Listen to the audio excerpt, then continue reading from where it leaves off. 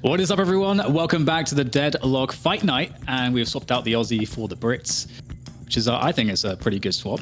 I now have the power to summon and banish said Aussie, so I'm looking forward to doing that later in the show.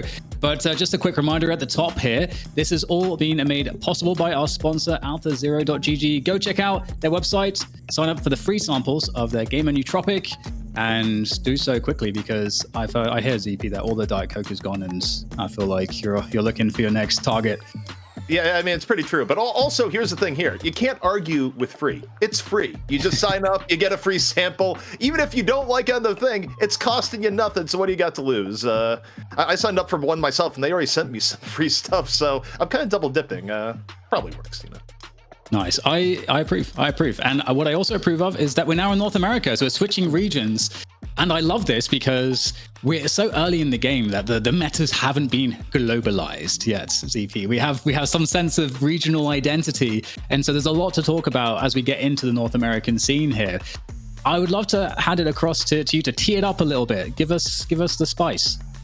Yeah, I mean, I think for North America, some things are going to be the same, right? Like, you're probably either going to see a pick or a ban of characters like Paradox, Lash, Infernus, Wraith in every game. But it's when you get to the end stage picks, right? Characters where how you're going to round things out that you might see something, most notably, like an Ivy, right? Spirit Ivy did get hit a bit nerf-wise, but still pretty powerful, was still getting played quite a bit in North American scrims. I feel like that's one character in particular that we're probably going to see. There's also, you think about certain things NA teams like running. Catgirls team definitely likes running things like a Bebop from time to time, so Bebop is something that could show up that, you know, we haven't seen here today. So there's definitely picks that you will see more in NA than I think EU right now from our very small EU sample size, because right now there's just not a ton of EU tournaments to look at.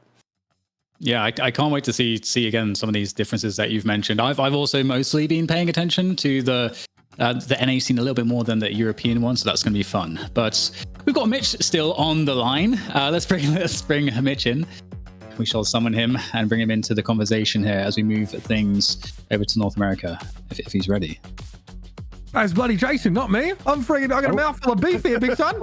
I can hear you, can't see you. There we go. Wait, what's Jason? Ooh, I'm my God. really happy. Jason, your best Jason, impression. I'm really happy it didn't cut to me earlier because I had some words really ready to say that Australians were comfortable with. But oi, that's the best I got. Boy, mate. Well, we say that too. They basically just ripped everything from us, just like you guys did. But with that said, I live in the States now, so I've come back. Since 76, we're all coming back. So what do you make of this, Jason? We've got a lot of really interesting potential battles up ahead here. We just saw the previous series only go to 3 maps, and we were praising Buff Enjoyers, I think largely for their macro. And just like ZP said, looking at the lineups that we have, to come here, it's going to be with Hydra Nation versus Catgirls. It's going to be really interesting because.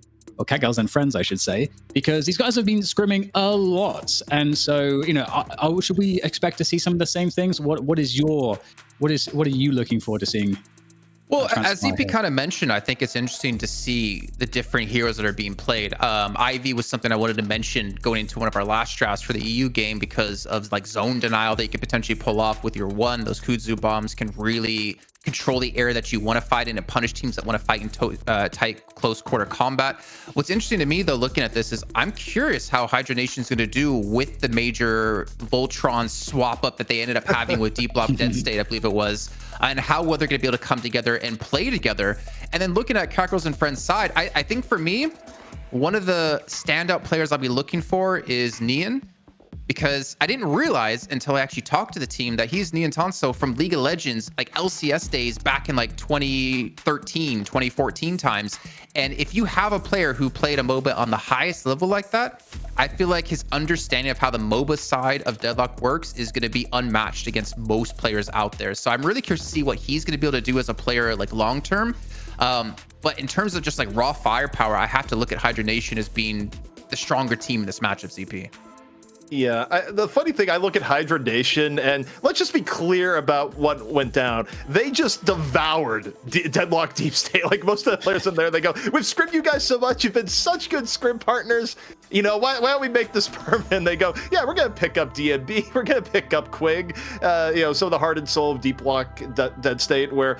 Look, it's early in an esport, and the reality is that before orgs get involved, you got roster mania every day, every week. Players are going to be trying to min-max and get the best roster possible. And right now, this is kind of de facto the super team, so to speak. At least that's the impression that players have based on how stacked it is. Certainly for the NA level of things here. Buff and Joras, I think, would still give them a run for their money, but on paper, based on the players I've talked to, this is a team that inspires fear. The wild card, though, is that Catgirls and friends are players that are not only all high MMR, they've played basically since the beginning, so they've been able to play most teams in NA pretty competitively. And they also have such an interesting background too. If you look at like their competitive history, like Catgirl in particular, like she's played Natural Selection 2, and there's not many esports players these days who have played NS2 or Battleborn or Deceive and Corporate, which I believe, if I'm not mistaken, ZP, you're the one that got her into Deadlock from that game. That's correct.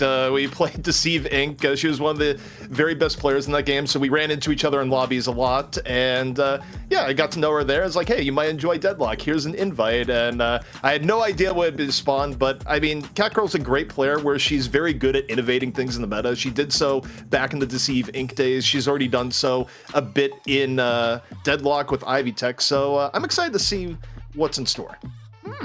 All right, already got the Paradox coming in for the first ban from Catgirls and Friends. And obviously, I think, you know, we can see just from the previous matches how much of a playmaker Paradox actually is. So not too surprising, definitely a more top tier hero that most people have on their tier list. Everyone has a tier list in this game every week. That's very different, so that's fun too. And Lash. This is interesting. If you look at like comparing the EU and NA bans, right? We had Viscous and we had Infernus as being like two of the most stable bans in that last best of 5. And now we're seeing the complete swap up here, which is interesting, right? Because it leaves a lot of really strong heroes open. I think to me, I look at this and it means that you're going to see Infernus and Wraith go off the board immediately. That's usually what happens, because you have to choose, do you want your initiation with Lash or Paradox, or do you try and stack the deck with Infernus Wraith? So if Infernus isn't the next pick, I might be shocked, even if there's like scenarios here where Catgirls may overvalue McGinnis because of Naked's experience on the character, probably the most hours in the game on the character. I still think you're probably going to see Infernus go next. I like it too. I like the respect there on the initiators too, because I think something I've also seen from the NA teams is that you can get a lot of these situations where the team that plays the macro better is obviously going to win, and a big part of the macro is the positional game. And one of the only ways to break the positional stalemate is having these initiators and being able to make good use of them. So from that perspective, I really respect those bans, and we saw how effective Viscous could be, and was even getting banned, first banned in the previous games we were watching. So Viscous straight up on Catgirls and Friends, and then there's the Infernus pick, just like you mentioned. Yeah, so I'm curious, what kind of support are we going to see at a Hydra Nation? Because obviously Viscous we're most likely going to see in a dual lane. We obviously have Kelvin, you have McGinnis left. With Paradox being taken out, it kind of limits your support play a little bit. Ivy, yeah, the thing is, I kind of really want to see Ivy, and I'm kind of surprised to not see it transition into Europe. And maybe I'll ask some of the teams after, like, why we're not seeing Ivy played more in EU, at least within the teams we had.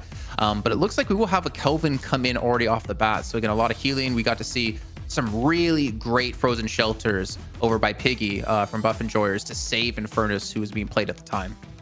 Yeah, I think the other reason why they valued Kelvin highly, I mean, I think the more support style characters are valued more highly in NA from what we've seen, but also you'd expect Quig likely to be playing the Kelvin, one of his best characters and something he's very, very good at, you know, in high MMR games, in scrims, anything. So it's also securing the comfort pick a little bit of the Kelvin that early. However, it also means that I don't know if you would use McGinnis also for Hydra Nation, so I feel like even though Catgirls is likely to pick the McGinnis for Naked later into the draft, now they might be able to save that to final pick. I'm hoping we get to see actually a pick of maybe like a Vindictive from Leffa, because Infernus, I know DMB likes to play in Infernus, and so you could get Quig and DMB online with the Kelvin Infernus, and they in a previous match they played against Hydration's team, they were actually blending together, and I would love to see Leffa on that Vindicta because of how well he's able to actually kind of play one of the mid lanes and then just very easily with flight just be harassing and ganking and just so much map control and map presence with that Vindicta was really enjoyable to watch. So I'm hoping for a continuation of that. But on the other side, we've got the Pocket Mirage. How are we feeling about that? We've seen Mirage a lot today. Wasn't too successful in the last series that we did have happen, unfortunately. But I'm curious to see how NA plays it more importantly. Again, the Pocket we saw have very early game presence, extremely strong presence. But then the way we saw Buff and George play later on really denied some good ultimate uses out of him, and they're able to pounce atop them with some like curses and such. On the Vindicta, though, I'm actually curious if we're going to see many teams playing it, just because I feel like it really limits the positions you can fight in, because you need to maintain line of sight for her to be able to play on the high ground. The team forces you into a building. Vindicta becomes pretty useless. Same with like Grey Talon, right? So you have to pick and choose very carefully where you want to fight if you do use her. But ZP, we are seeing a McGinnis being picked up here out of Hydra Nation. Yeah, that's a lot of healing they have. Well, I also think that not only is it getting another support off the board, where I don't know if necessarily they would always run both McGinnis and Kelvin in this situation. More importantly, it's taking away the biggest comfort pick on Catgirls in terms of Naked playing the McGinnis. So I think strategy-wise, it makes sense. If you can make it work, even if it's not what you'd pick versus some other teams, it's still really good. Also, McGinnis in general, pretty strong hero, because now Hydra Nation, they're going to be able to approach team fights and play them pretty slow and methodically, right? Especially with turret setup, the ability of the dome if need be. The engages coming in from Catgirls and friends will have to be sublime to sort of deal with that obstacle course. So I think it's a good pick from Hydra Nation for multiple levels, both the deny and how they can play around it. We got the Geist coming out as well for Catgirls and friends, which is interesting because Geist hasn't been as meta, but you guys were saying recently that we're getting more sort of a different take on the Geist builds, making it more tanky. So I'm very curious how it's going to come into the fray here, especially given that she has been at the bottom of a lot of tier lists in NA of late. And okay, we're going to get Wraith. I was wondering, is it going to be the Wraith? Is it going to be the Yamato, the Vindicta? Like, which way we're going to go? So we've got Wraith and Infernus. So that's presumably going to be Leffa on that Wraith, I would expect. I'm more concerned about Catgirls and friends. What are they gonna? I mean, like 2 of the hyper carriers have already been taken out from them. What does that leave you with? Maybe like a Yamato pick. This is gonna be tough. I mean, this is a lot of raw damage coming out of Hydra Nation. You have a lot of like potential to catch enemies off guard with the wall. You have so much sustain with the healing as well. This is a scary lineup out of Hydra Nation so far. And I'm trying to think what Catgirls and friends wants to play into this. Oh. Yeah, the Warden makes sense with what we know, with teams kind of shying away from Haze. I would have expected Yamato, but on the same note, if they wanted to still run a Yamato, they could probably get next, because I don't know if you want to run Yamato, Wraith, and Furnace. You could. That's a lot of demand in terms of farm there. Like, yeah, the jungle has to be split between everyone at that point. But I think the interesting thing between these two teams is the initiation thing. You have the Abrams going now for Hydra Nation, and you can use that a little bit, but Hydra Nation is still going to be a pretty immobile team, and Viscous and Pocket are going to have the ability to sort of knock people around, make opportunities. So I'm actually very curious to see this breakdown. Bebop? Oh, if you want to have a hard engage, or if you want to be able to have the ability to pick someone off, obviously McGinnis Wall can be very good against that. You can kind of maybe split them off, but a Bebop hook can potentially allow your team to pick up that early kill that you need to snowball a fight, because you're not going to win a sustained fight against Hydra Nation with the amount of healing they have and the amount of damage they have. Yeah, that's a great point. We are lacking the initiation. 7. Okay. Okay, that is interesting, because 7 has not been super highly regarded in recent times. I don't know. I would have expected a Yamato in that situation, but instead 7 comes out. And I mean, some of this also comes down to player pools. The way their player assignments could be set up, they might not have someone that can both play Yamato and another character that they're going in on, right? So sometimes that plays into the draft also.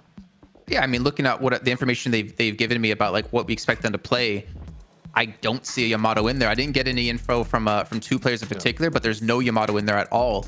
But 7, I mean, Echo Shard stun build, I love out of 7. Tivik showed me that one. It is insane, especially if you get the extended range on it. You can really punish a team for being grouped, which is exactly what Hydra Nation wants to do with McGinnis. So Yamato coming in for Hydra Nation as the final pick. ZP, what do you think? What do you think about that?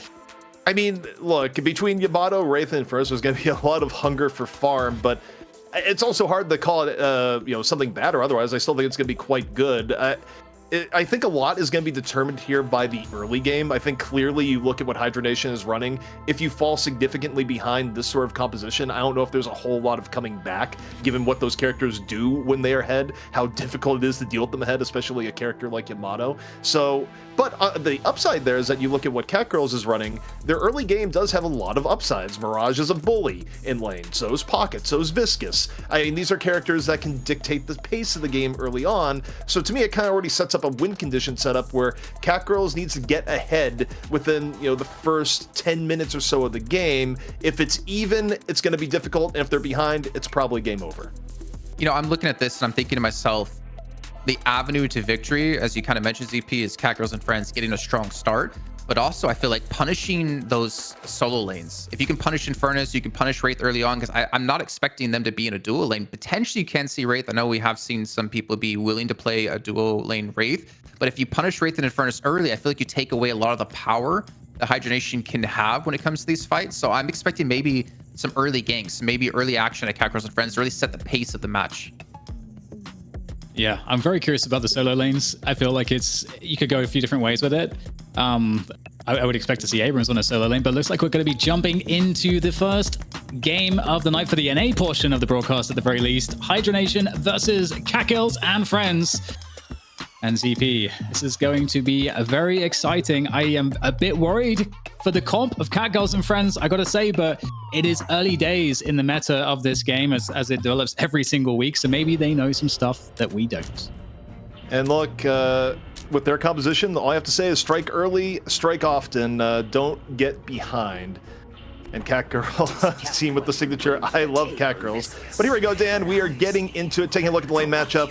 We're talking about solo lanes. It's going to be Geist versus Infernus in the left.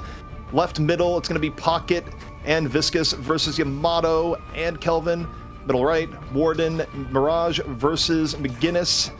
And on the right-hand side, it is the double stack. It's Wraith and Abrams making life difficult for the 7. That's an interesting start. Are they going for a kill instantly? What's happening over there? So I've seen some teams try to do this. We saw Leffa try to do this the other day. He actually abandons sticking on the lane. And so what is some of the logic behind doing this, ZP? Like just joining into the solo lane just for the first wave? I think here you're running the McGinnis. The McGinnis can hold her own a little bit if she goes turret first or wall and just hold it off, give the opportunity to surprise the other team, get a quick pick off, because if you fall behind one kill early in a solo lane, it can be a mountain to climb back up when the other player is up 2 items to you potentially having 0, right? So it's an interesting gambit that pays big dividends if it works. All right, well, Hydra Nation on the bottom side of the map. We've got Catgirl and Friends at the top side, and already an early pick there. First blood for Wraith.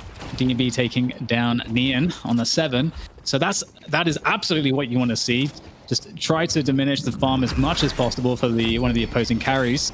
So already a good start here for Hydra Nation as we get a lot of tower damage coming in here as well. Oh my goodness, the power slash is honestly so oppressive. Yeah, it feels bad to get hit by it early on. Oh, Geist in danger. Infernus going round and round. Just up 8 HP. Damn, you don't get closer than that. And that's, if you're BCJ, you're just like, really? That just happened? Abrams, shoulder charge. A little bit of pressure here. Warden, jail, just barely getting away from the binding word. Yeah, definitely a nice little edge here early on for Hydra Nation as they get things started.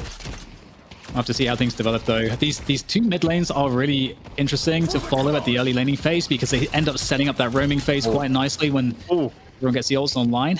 That Flask did some nice damage. Very close to the wall, very protective. Very nice if you're in a losing lane. Quig just looked at that and says, all right, I don't know if I'm going to live, but wall going to go down regardless. Also thinking about the beginning of the game with Neon going down early, I wonder how much the early pressure just put Neon in an HP hole there that's difficult to come back from. Now, a little bit more evened up, but you see the Wraith versus 7 matchup here, Dan, still just on a knife's edge because 3 cards are in the gun, ready to go. Here comes 1 card. Dodges away, not enough to dodge the blast. And there's still 2 more cards to go, so 7 has to be so defensive here. Yeah, you make a great point there. Seven's in a position where you obviously do not want to pick up sustain items as your first item on lane, but if you're constantly getting just hit low, you won't be able to challenge your CS very effectively. So very aware of that pressure from the Seven, but back onto the Abrams, and it seems like they're doing a great job here, ensuring that Flick can be in a position to keep the pressure on. And I mean, you're against Abrams and McGinnis. That's a tough lane to be up against, but early pick off again coming through in favor of Hydra Nation.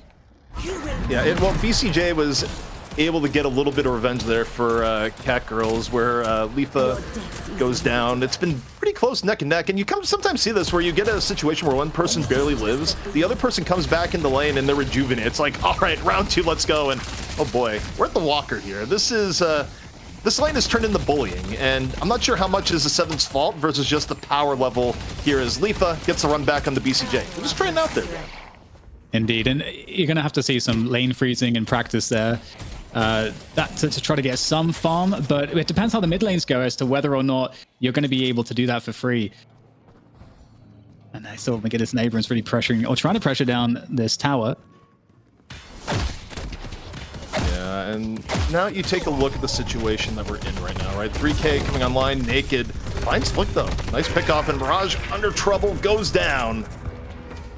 Back and forth, but Catgirls actually buying back a little bit here. They were more behind just a minute or two, so not quite letting the early game slip away. Yeah, those early deaths definitely not as dangerous as those deaths later on in the game. Very easy to recover. And Seven now getting a lot more farm on the extremity, but we do have a potential gank coming over there. Once again, we'll have to see whether DMB can force Nian back. Yeah, it's been a lot of pressure there, needless to say, on the Walker. And here comes the Mirage right in the back as well, trying to make sure that this gank does go their way. And Nian is the one to get the last laugh there. So fantastic, able to turn things around, especially given how this lane started off. It's turning around. Yeah, knowing how to push it, how to make a comeback. Now, we got Warden ult in play, looking for Abrams. Abrams is saying, nope, not quite enough. I wonder if Frill even has a second level point in that. Warden's last stand does not actually do that much damage till you get 3 points in the total in the end, though. On the DMB, where the solo lanes have just been trades, Dan, on both sides. One person dies, other person comes back in with full HP. Very even on yellow and purple, respectively. Yes, I was just going to say, yeah, it is actually looking like there is somewhat of an equilibrium at the moment, but turning our attention maybe a little bit more towards those objectives. Those first Guardians, and we got, I mean, there's a fight everywhere, but be in trouble. Able to escape though. Flame Dash, obviously a great tool to escape early on, but assistance is on the way. We've got obviously Rocker coming in on the Kelvin. It's gonna make life very difficult for them to finish this one off. BCJ in trouble. There's the Crimson Slash. There's the Flying Strike, and just around the corner, ult popped, and it is smooth sailing. That was huge. And while we were watching that on the left, on the right, DMB picks up another at the expense of Nian, and you're starting to see an edge be built up between the two teams. 5K up is Hydra Nation, and again, focusing on pushing, getting another Guardian down, and this is getting rough. Only one Guardian left for Catgirls. And there's that Flying Strike, and just... Oof. Volvo, please. He wasn't even on the screen. It was just the tail edge of the hitbox clipping at the very end. Just the smallest of margins, but it's all you need. Also, I love the replay mid-game. Solomon, oh yeah, the best at production. Just the best. Burn it down. 100. Oh, here we go. Concussion blast. It's going to get Nian, and there's no escape there. Just off the rope, off the rope like an absolute hero, and just straight in for another follow-up. No damage taken on the previous engagement, so definitely looking good for it. Warden getting chunked down by the afterburn. Oh my god, slammed into the wall. It's so aggressive. Abrams is aggressive. Yeah, when it rains, it pours there, even if it was raining fire, so to speak. Just really nice rotations coming out of Hydra Nation, trying to solidify an advantage. Chemo here, got a Frozen Shelter in play. And the rotations have been fast and furious here, Dan, where it's not even 10 minutes, we don't have we don't have buffs up, and both teams are just jockeying for position. You got 3 members of Hydra Nation in on the right. Again, maybe looking for Nian, who is, I feel like, been public enemy #1 with the amount of ganks that have been sent his way. Absolutely. I love the focus that's been put on that. Hydra Nation are ahead on towers, but indeed we'll get a fight here as DB tries to get out of there with the flame dash. And I think Water's ult's going to get popped there. So it looks like, oh no, ult is still online.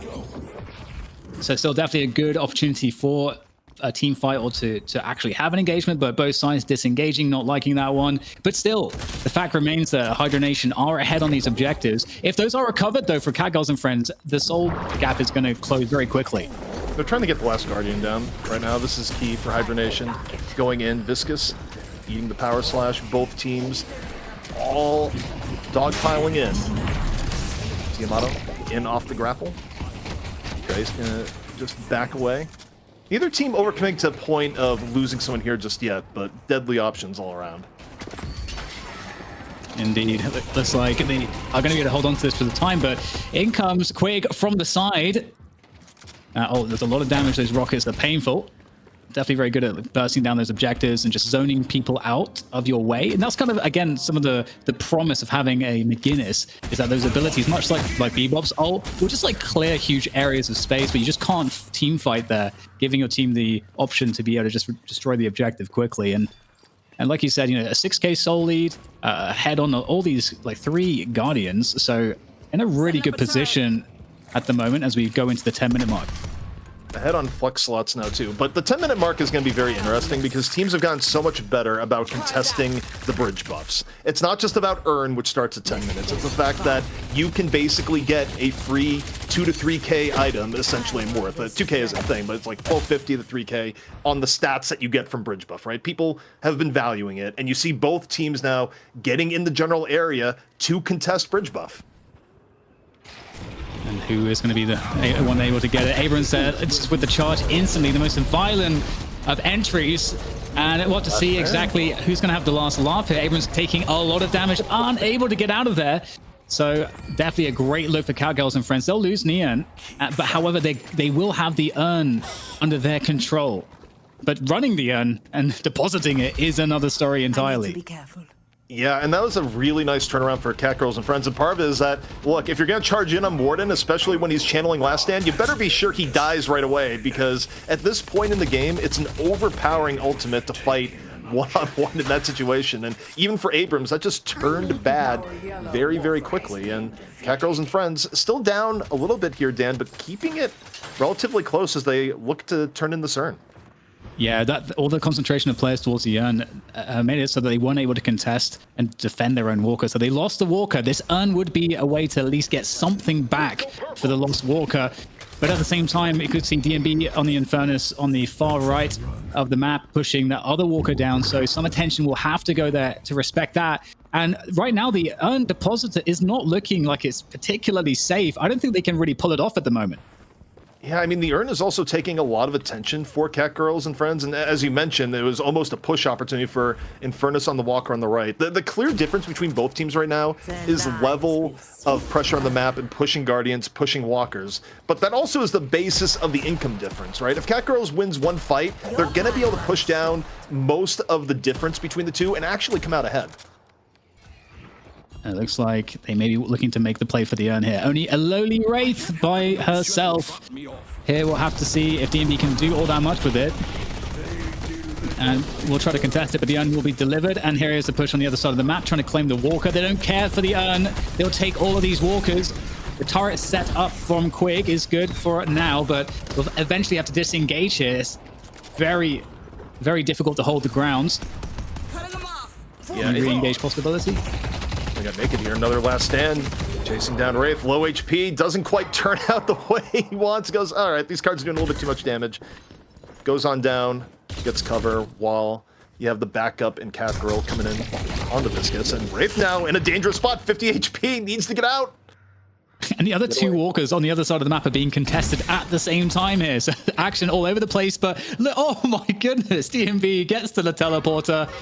Oh my god, he actually survives. But this is what where the real damage is over by the walkers here. 2 kills coming from Pocket there for Catgirls and friends in the effort to defend this walker. They have been doing everything they can to keep it up and standing, and so far it is still up and standing. very impressive. Neon now looking to try to get some farm in this lane, potentially be able to stop this. Coming in from the side there, obviously very, very tanky is left at the moment, and in this 1v1 needs the extra assistance from Warden, and there is the slap on the back.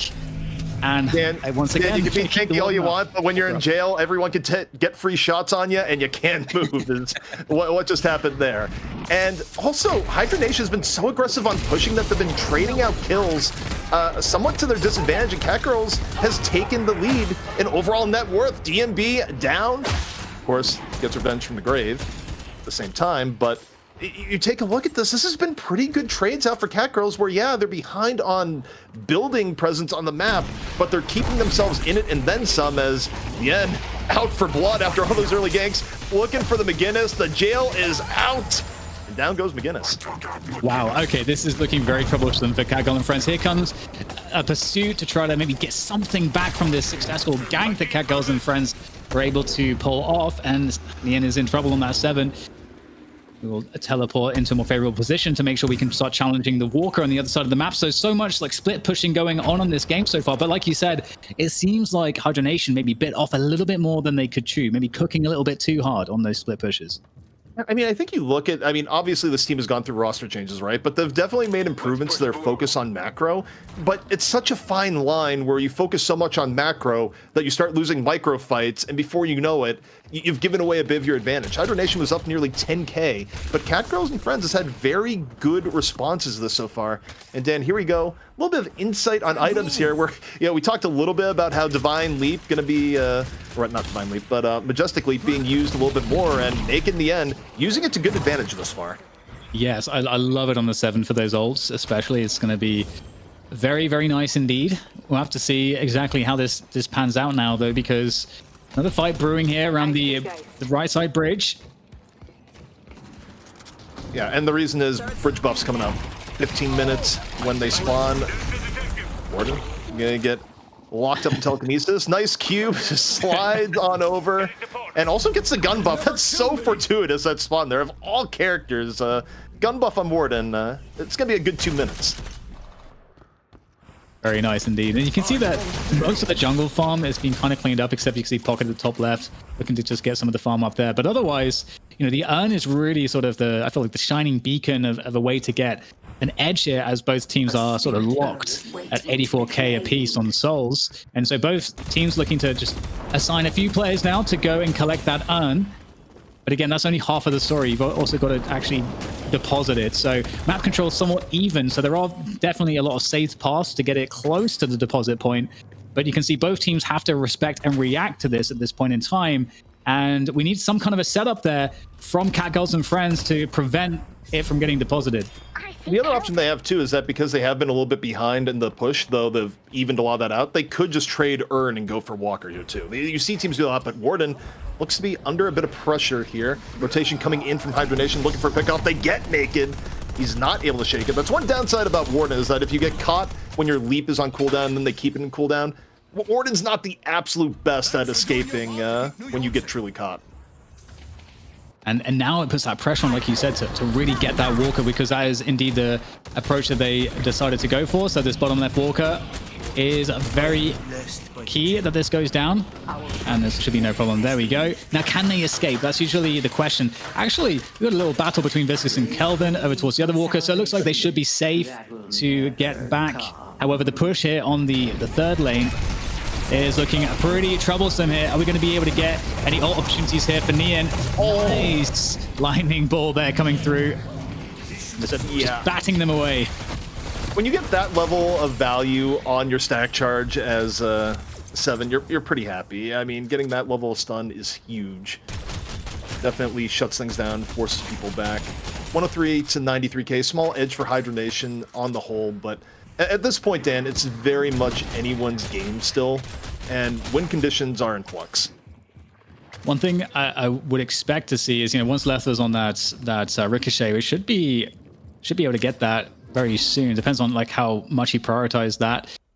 There's a huge power spike at that point where you're dealing like massive damage between the afterburn and the toxic bullets in these team fights, and that's kind of one of the power spikes that I think is a key moment to watch out for in any game where Infernus is playing.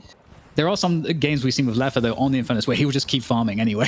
So we'll have to see if that's going to be the case this time. Instructions unclear. Continue acquiring power. But also, think back to our pre-draft analysis too. You do wonder if the window of opportunity is sort of passed for Catgirls, because on paper, the late game for Hydra Nation should be stronger here, right? I mean, it's not impossible to get pickoffs regardless of lineup.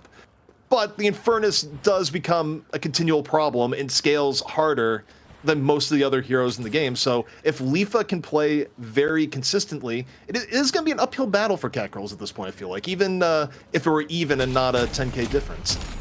Yeah, and it is very interesting also going to, okay, both teams banned, Paradox and Lash, so you don't have those like easy pickoffs. And is that a rescue beam in the sky from the Kelvin? Love that. It's always so fun to see that. I don't feel very rescued. You just pulled me up like 4 stories. There's no fall damage. Six flags. Yeah, no fall damage in the game, and God willing, that will never be a thing. But items here, Dan. You were talking about Infernus and Leafa. Toxic Bullets, the only tier 3 so far. A bit of pressure here. Gets a teleporter just in the nick of time. So yeah, no natural initiators per se, but 3 majestic leaps to try to get ideal ult conditions. I feel like if that's coordinated effectively, that could be devastating. That could be I mean, it is one of the win conditions that they're able to get their ults in position on these fights. And so we'll have to see how well that will work with the majestic leaps. Now, a fight over the Walker, able to take that one down. Here was the response here from Catgirl and friends. It's like the disengage will happen before they can really just get and catch Hydra Nation. They're able to get that Walker and just get out for free. Yeah, not only do they get out, Last Stand going to be on cooldown for about a minute, and the way a lot of people are playing Warden right now, where you get a few more spirit items rather than going pure gun, you kind of need Last Stand. You're not as much of a character with it gone, but pressure right now going on the DMB, on the Wraith. Gets hit by the stun. Is fall through going to be there? Still pretty tanky. Frozen Shelter down in response from Rocker, going, no. We're leaving Wraith. Telekinesis up. Hits multiple. The engage in right now from Hydra Nation. Looking to save, looking to turn, and they do just that. And the punch comes in from Flick. The fall through from Rocker. And Hydra Nation might have just had the definitive fight of the map. I was going to say that Kelvin ultimate there, that just turned absolutely everything. That was a good moment, but we'll see what else they're able to do as they continue to push the momentum. 3 players down for Catgirls and friends, make that 5 actually now as the mid boss is collected. And yeah, just as you said, it looks like that was the definitive moment, and it looked like a great opportunity for Catgirls and friends to get an engagement to just instantly delete DMB, the carry, and then off of that they would have had a great team fight and potentially obviously mid boss themselves. So very unfortunate, but it just goes to show how powerful Kelvin can be. Not only that, again, it's a game of imperfect information. They probably didn't realize Kelvin was going to have that response time, but there's that, and also the part that you think about what happened right before. They went for the Warden Last Stand, and Hydra Nation was able to go away. And then you have another team fight while Last Stand is still on cooldown. And there's just that window of time where a Warden team is just a bit weaker if you're able to fight with that ult not there. And they went for the engage on the exposed Wraith. They go, this is a good idea. Even down that power. But in the end, it wasn't a great idea because the support was there. Definitely. And this is definitely something that we see in like every esport game where it's always a battle of resources and utility. So if you can create some sort of a threat that feels like it should, like for the it creates an argument for the other team that they need to use their ults and their like key util, and you just back away, and as that was the plan the whole time, now you've created a massive edge, which is exactly what we saw here, like you described. So just great awareness of how to create an advantageous fight or mitigate the only win condition from your opponent. Yeah, and I'm glad you mentioned win conditions, because win conditions for Catgirls now are tough. They're very behind. They have to take fights that are highly advantaged. They also have to defend this Rejuvenator or just straight up game over. And Hydra Nation, they're going to be pushing this aggressively. Naked gets caught. Now, Dan having to fight 5v6 to try to protect shrines, and outlook not so good. Telekinesis in. Look for the Infernus there. Pressure onto the Wraith, but pretty tanky Wraith here is DMB. Yeah. Doing a great job on the Wraith. I kept mixing up DMB and Leffa because these guys can play so many of these heroes interchangeably, and I'm so used to seeing them playing them all, so it's going to be one of the challenges of casting this game. But somewhat of a victory lap here as we're in the base, absolutely just wrecking house. And There's not too much other than that to say here as we just look at the cinematic free cam. The observers, the production doing a great job. Yeah, this often is a victory lap unless it's close in power. Right now, it's not close in power. You know, you can, if you have heroes that are good at pit fight, it might not be the worst, but the Patron in its second stage, Hydra Nation going for the finish. See if Catgirls friends have anything left in the tank. It's going to be hard. Still 5v6. The Patron getting whittled down piece by piece. Stormcloud could come out from the NNA point. Probably needs to come out sooner rather than later. Naked is down. Stormcloud comes out, but immediately lifted. The reaction from DMB sublime. And the Patron continues to go down here, Dan, as this looks like it should be the end. Absolutely. Yeah, you could see Neon trying to set that play up for a while, but all of the counters in place. And Hydra Nation with the first victory of this best of 5. And hey, I've got to say, I was impressed though from Catgirls and friends. I felt like they had a great chance, honestly. Again, it was just that one fight. If that went differently, they could have found their way back into this one. But instead, Hydra Nation, I think as many would expect, they are the favorites and they have their first win here today. Yeah, I honestly, you take a look at that. I feel like the #1 way that any team loses a Deadlock game, especially for organized play, but also happens often, and even your pub games nowadays, right, is that you go for a pickoff. You go, this person is exposed.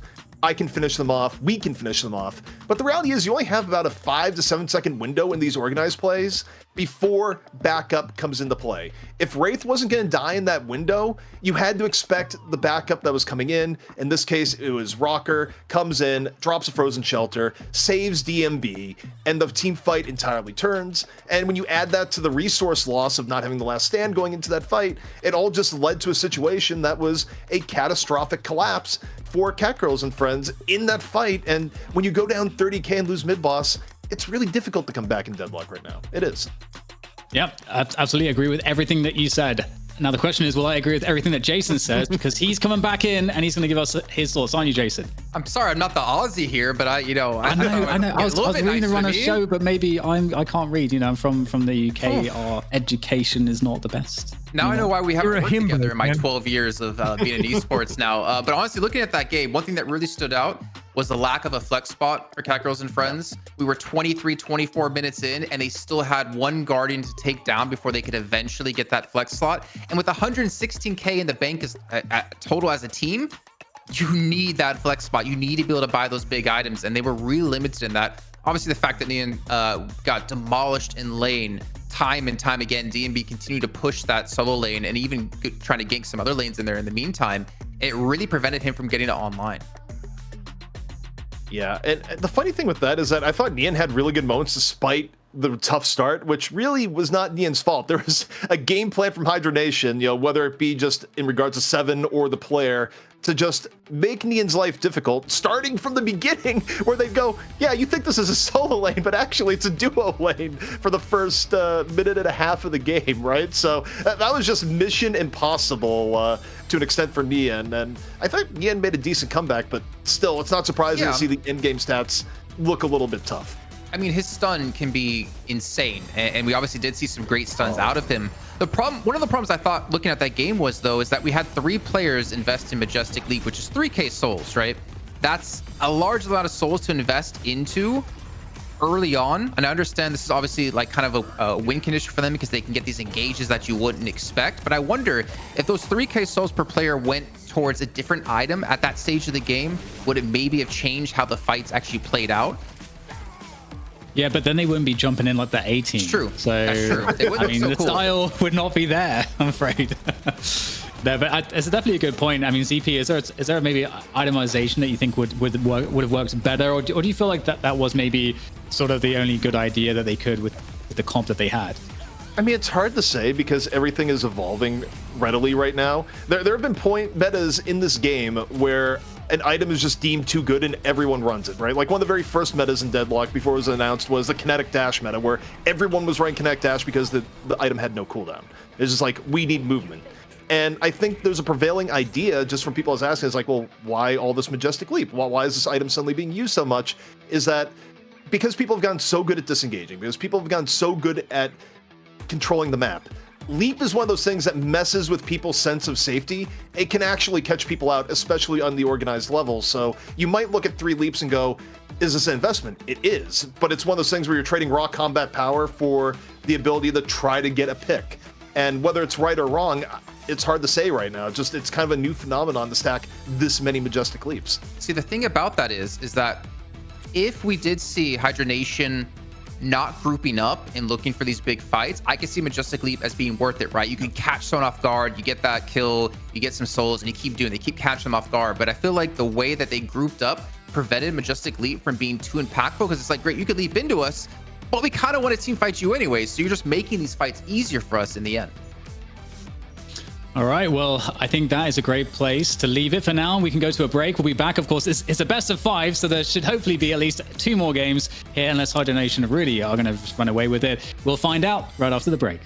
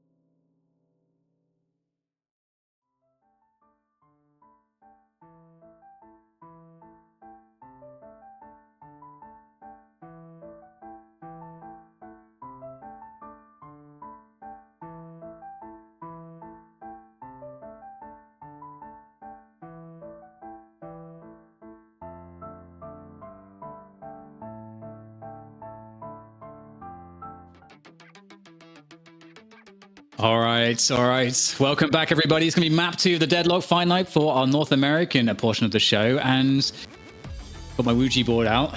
So that's the thing that you used to summon the dead, right? Because here he is. Mitch, welcome back to the cast. Welcome back to life. Thank you. Yeah, you should have made a pentagram out of protein powder. That would have been more effective. But I've been dragged from the other side. I'm joining you guys. Great to be here, guys. Yeah, it's good to have you back. I thought the summoning would be a little bit more grand. You know, you're summoning someone from Australia. I don't know if you need some classical elements there. Dan just did with pure willpower and a few words. You know. Yeah, but I want to hang out with Dan. That's why I managed to get brought over from the other side. The desire is very important. You know what I'm saying, Dan? Yeah, tell me more about that desire, though. Yeah. We'll get there. We'll get there, bro. I've got soliloquies for you, my brother. Lovely. Well, I desire all of you in the chat to support our sponsor, alphazero.gg. Go check them out. They are dropping some free samples. You can sign yourself up for them. I'm not even going to tell you what it is. You got to go to the site and figure it out yourself. This is probably pretty terrible salesmanship, but I don't know. Did I do a good job? I needed it today. To cast Deadlock, to follow. I'm smelling colors right now. That's just how effective this alphazero stuff is. It's getting you locked in. Your shirt, which is very colorful. Let's be real. Yeah, that's basically to like distract my enemies before they try and pounce on me, and I have chance to run away.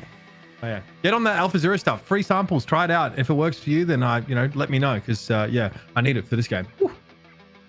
Nice. All right. Well, what did you think of that first map? Were you able to catch much of the action? I know you were obviously resting on the other side, awaiting your moment to triumph here as we go into the next draft. But looking back into the past, Mitch.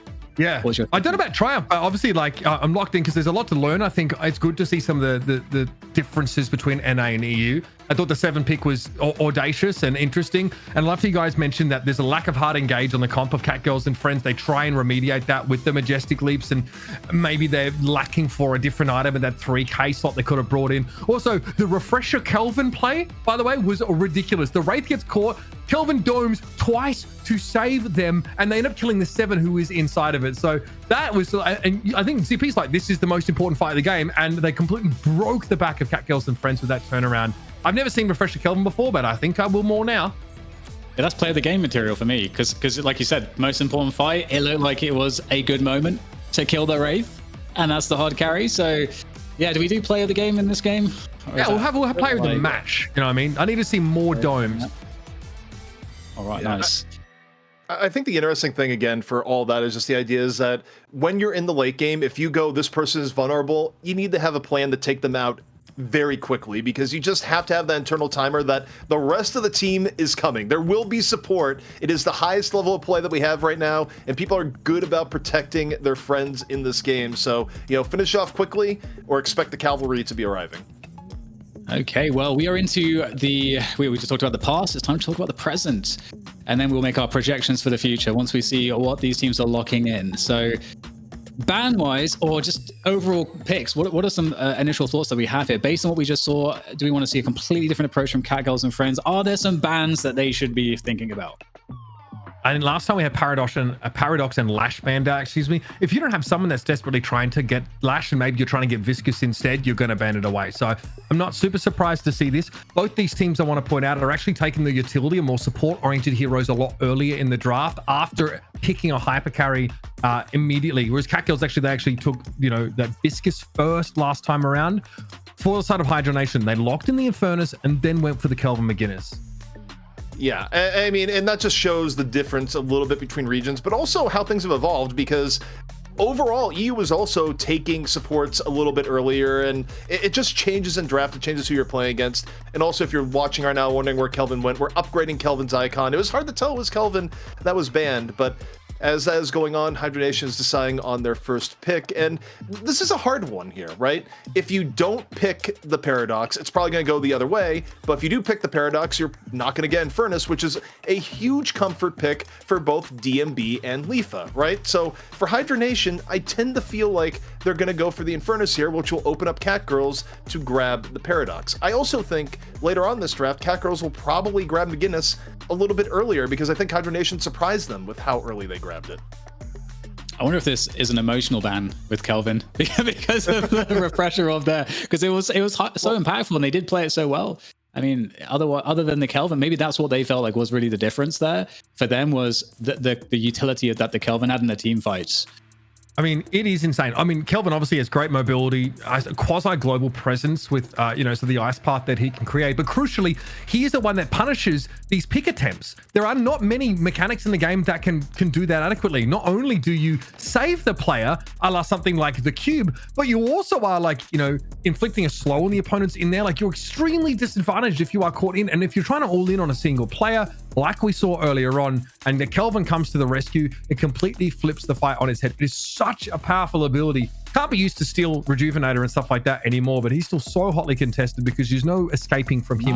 Once he gets his claws into you, here's the McGinnis picked up. Naked obviously wants to make sure they get access.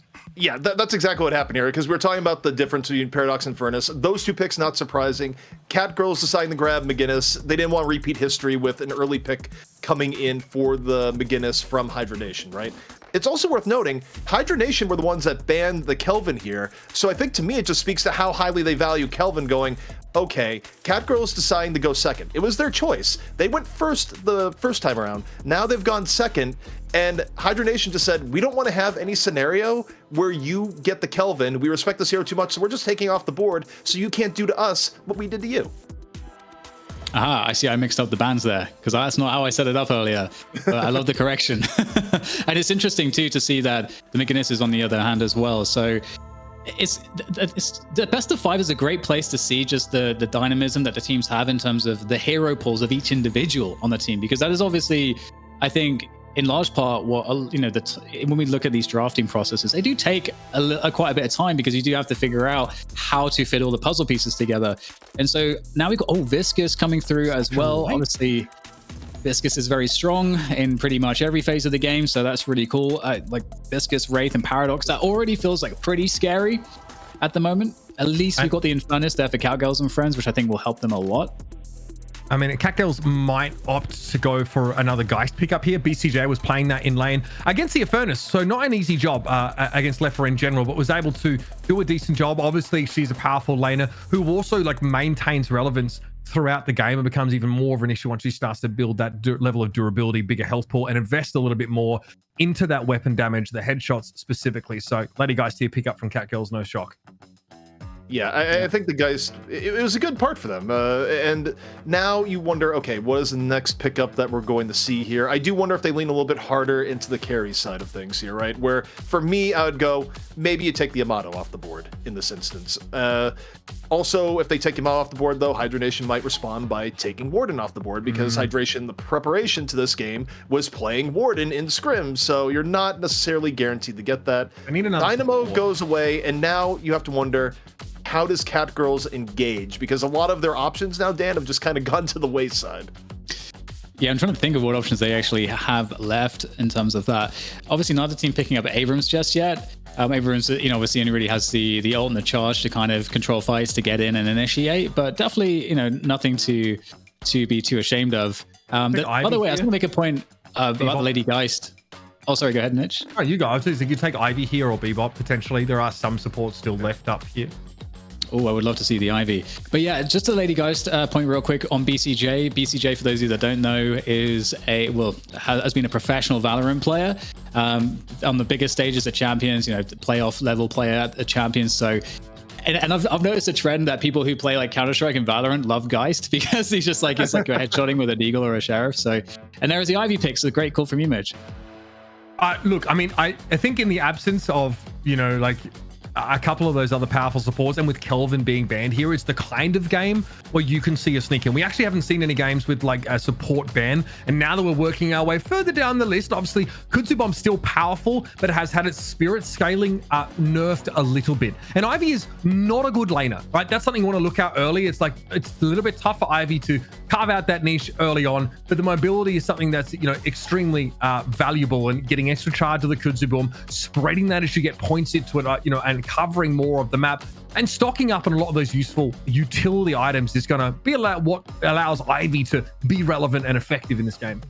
Man, I see two things right now. One, I want to go back to a point of your Mitch's, but before I do that, Pocket getting picked this late has to be a record. Pocket is usually such a comfort pick for most players, such a priority that you often see Pocket getting first banned or like picked pretty early. The fact that Pocket goes this late into the draft, I mean, mark that on your calendar right now. It does not happen often. The second thing is that Bebop could come into play as a final pick for Catgirls because while we haven't seen it today, not only for engagement, but also the idea that the McGinnis Bebop lane is still horrifying just because of hook into wall, right? It's one of the more powerful lane steps you can do. And it's something Catgirls has run in recent tournaments. So that could be their final That's pick. so troll. Oh, God. Get your reactive barriers, fam, because that lane is going to be an absolute nightmare against the Bebop. And, you know, interesting because it comes into the game and really changes the way that you have to lane against it, right? It forces you to play a little bit differently.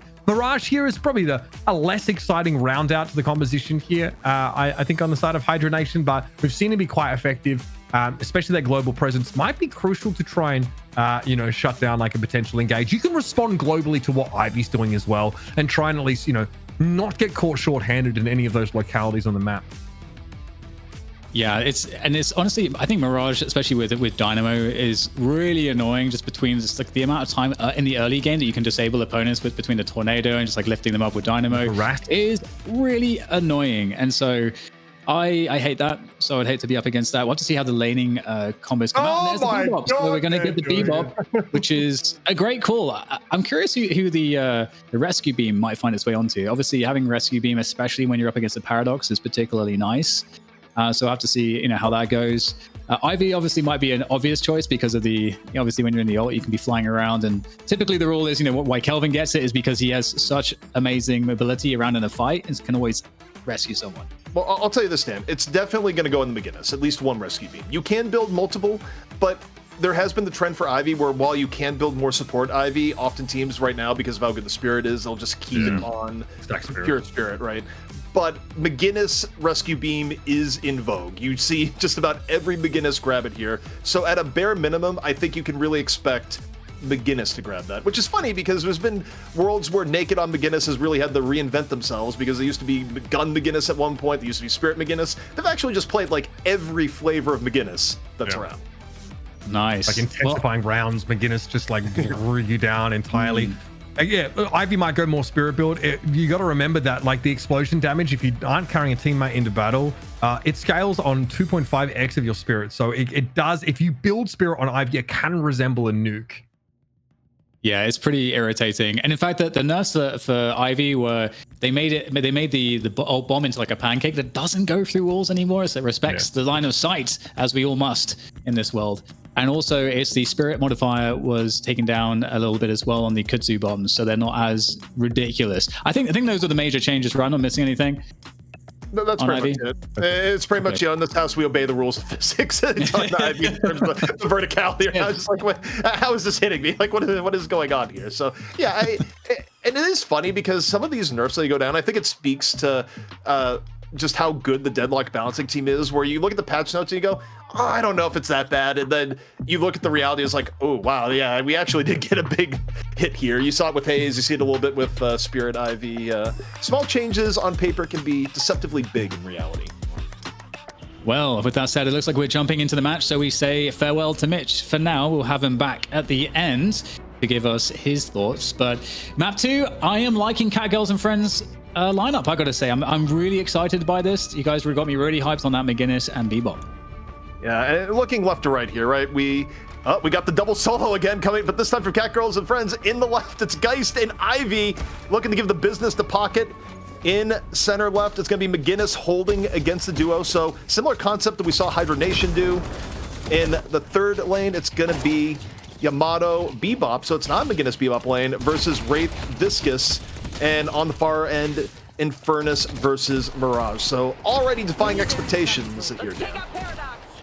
Yeah, just definitely getting some early damage onto the Pocket, which is really cool. Like you're really assisting your solo lane, especially if it's a bit weaker. But oh no, caught on the way back.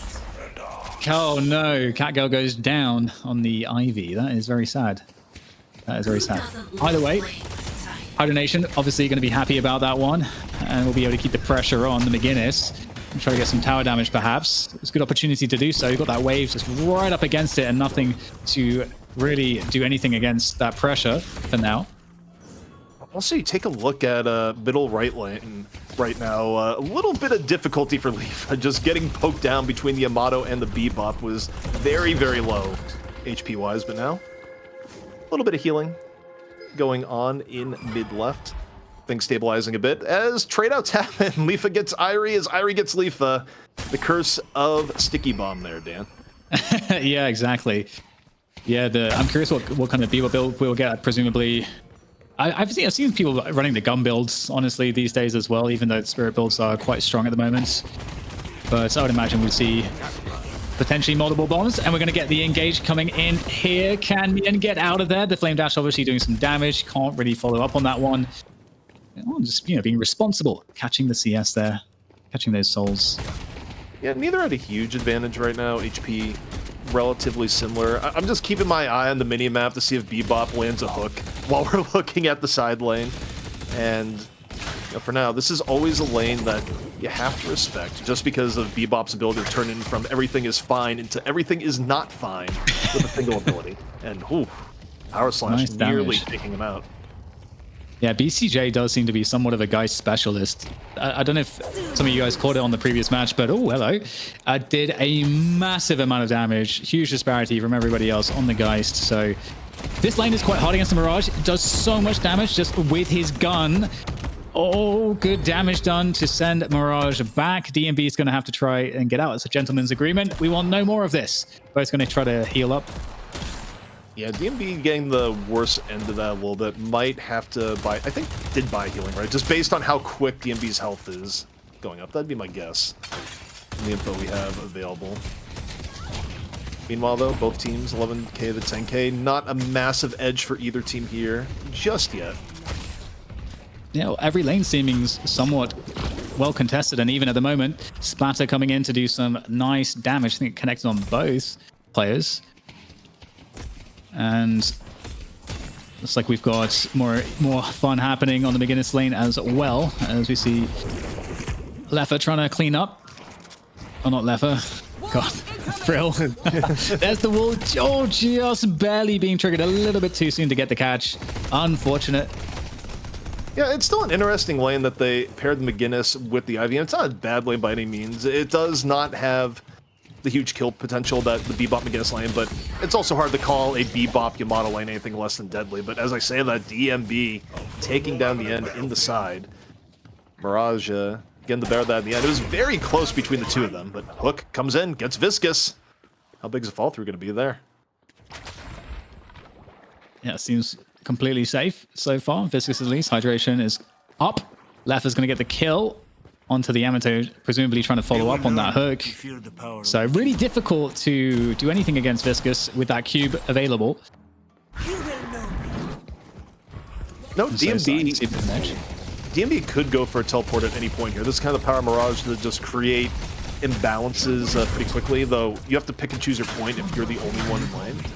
But the teleport is available, so kind of a threat at all times now, the Catgirls, no matter where they dive. Yeah, and speaking of diving, Leffa following up on Bebop. Can Leffa escape, though? That's the question. And that is going to be a very dead Frill on the Yamato, which allows a lot more damage to go onto this tower here in the mid lane. So Hydra Nation in a pretty good position here at the moment, at least with some of this early pressure on these Guardians.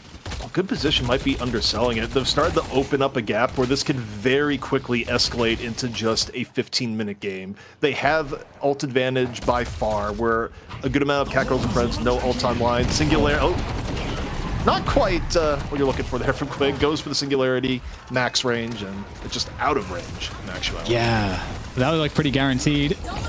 Oh, McGinnis going forward. And they're going to get the business end of that minigun. So keeping the pressure on here. A lot of attention on this lane. 3v3 at the moment on the far left lane. Everything is just gone over here. The lane one, as we're calling it right now. Left to right, 1, 2, 3, 4. And yeah, it's going to get some rotations on the other side. McGinnis might be getting caught. It's naked. Under a little bit of pressure from the rotations. Wraith and Dynamo going in. Catgirl down. Feel free Yo. May have been on cooldown, and that is some rough catches in transition. Yes, that damage output is incredible on those cards early on. And there we go, the oppressive force of the Bebop ult trying to secure more towers for the team.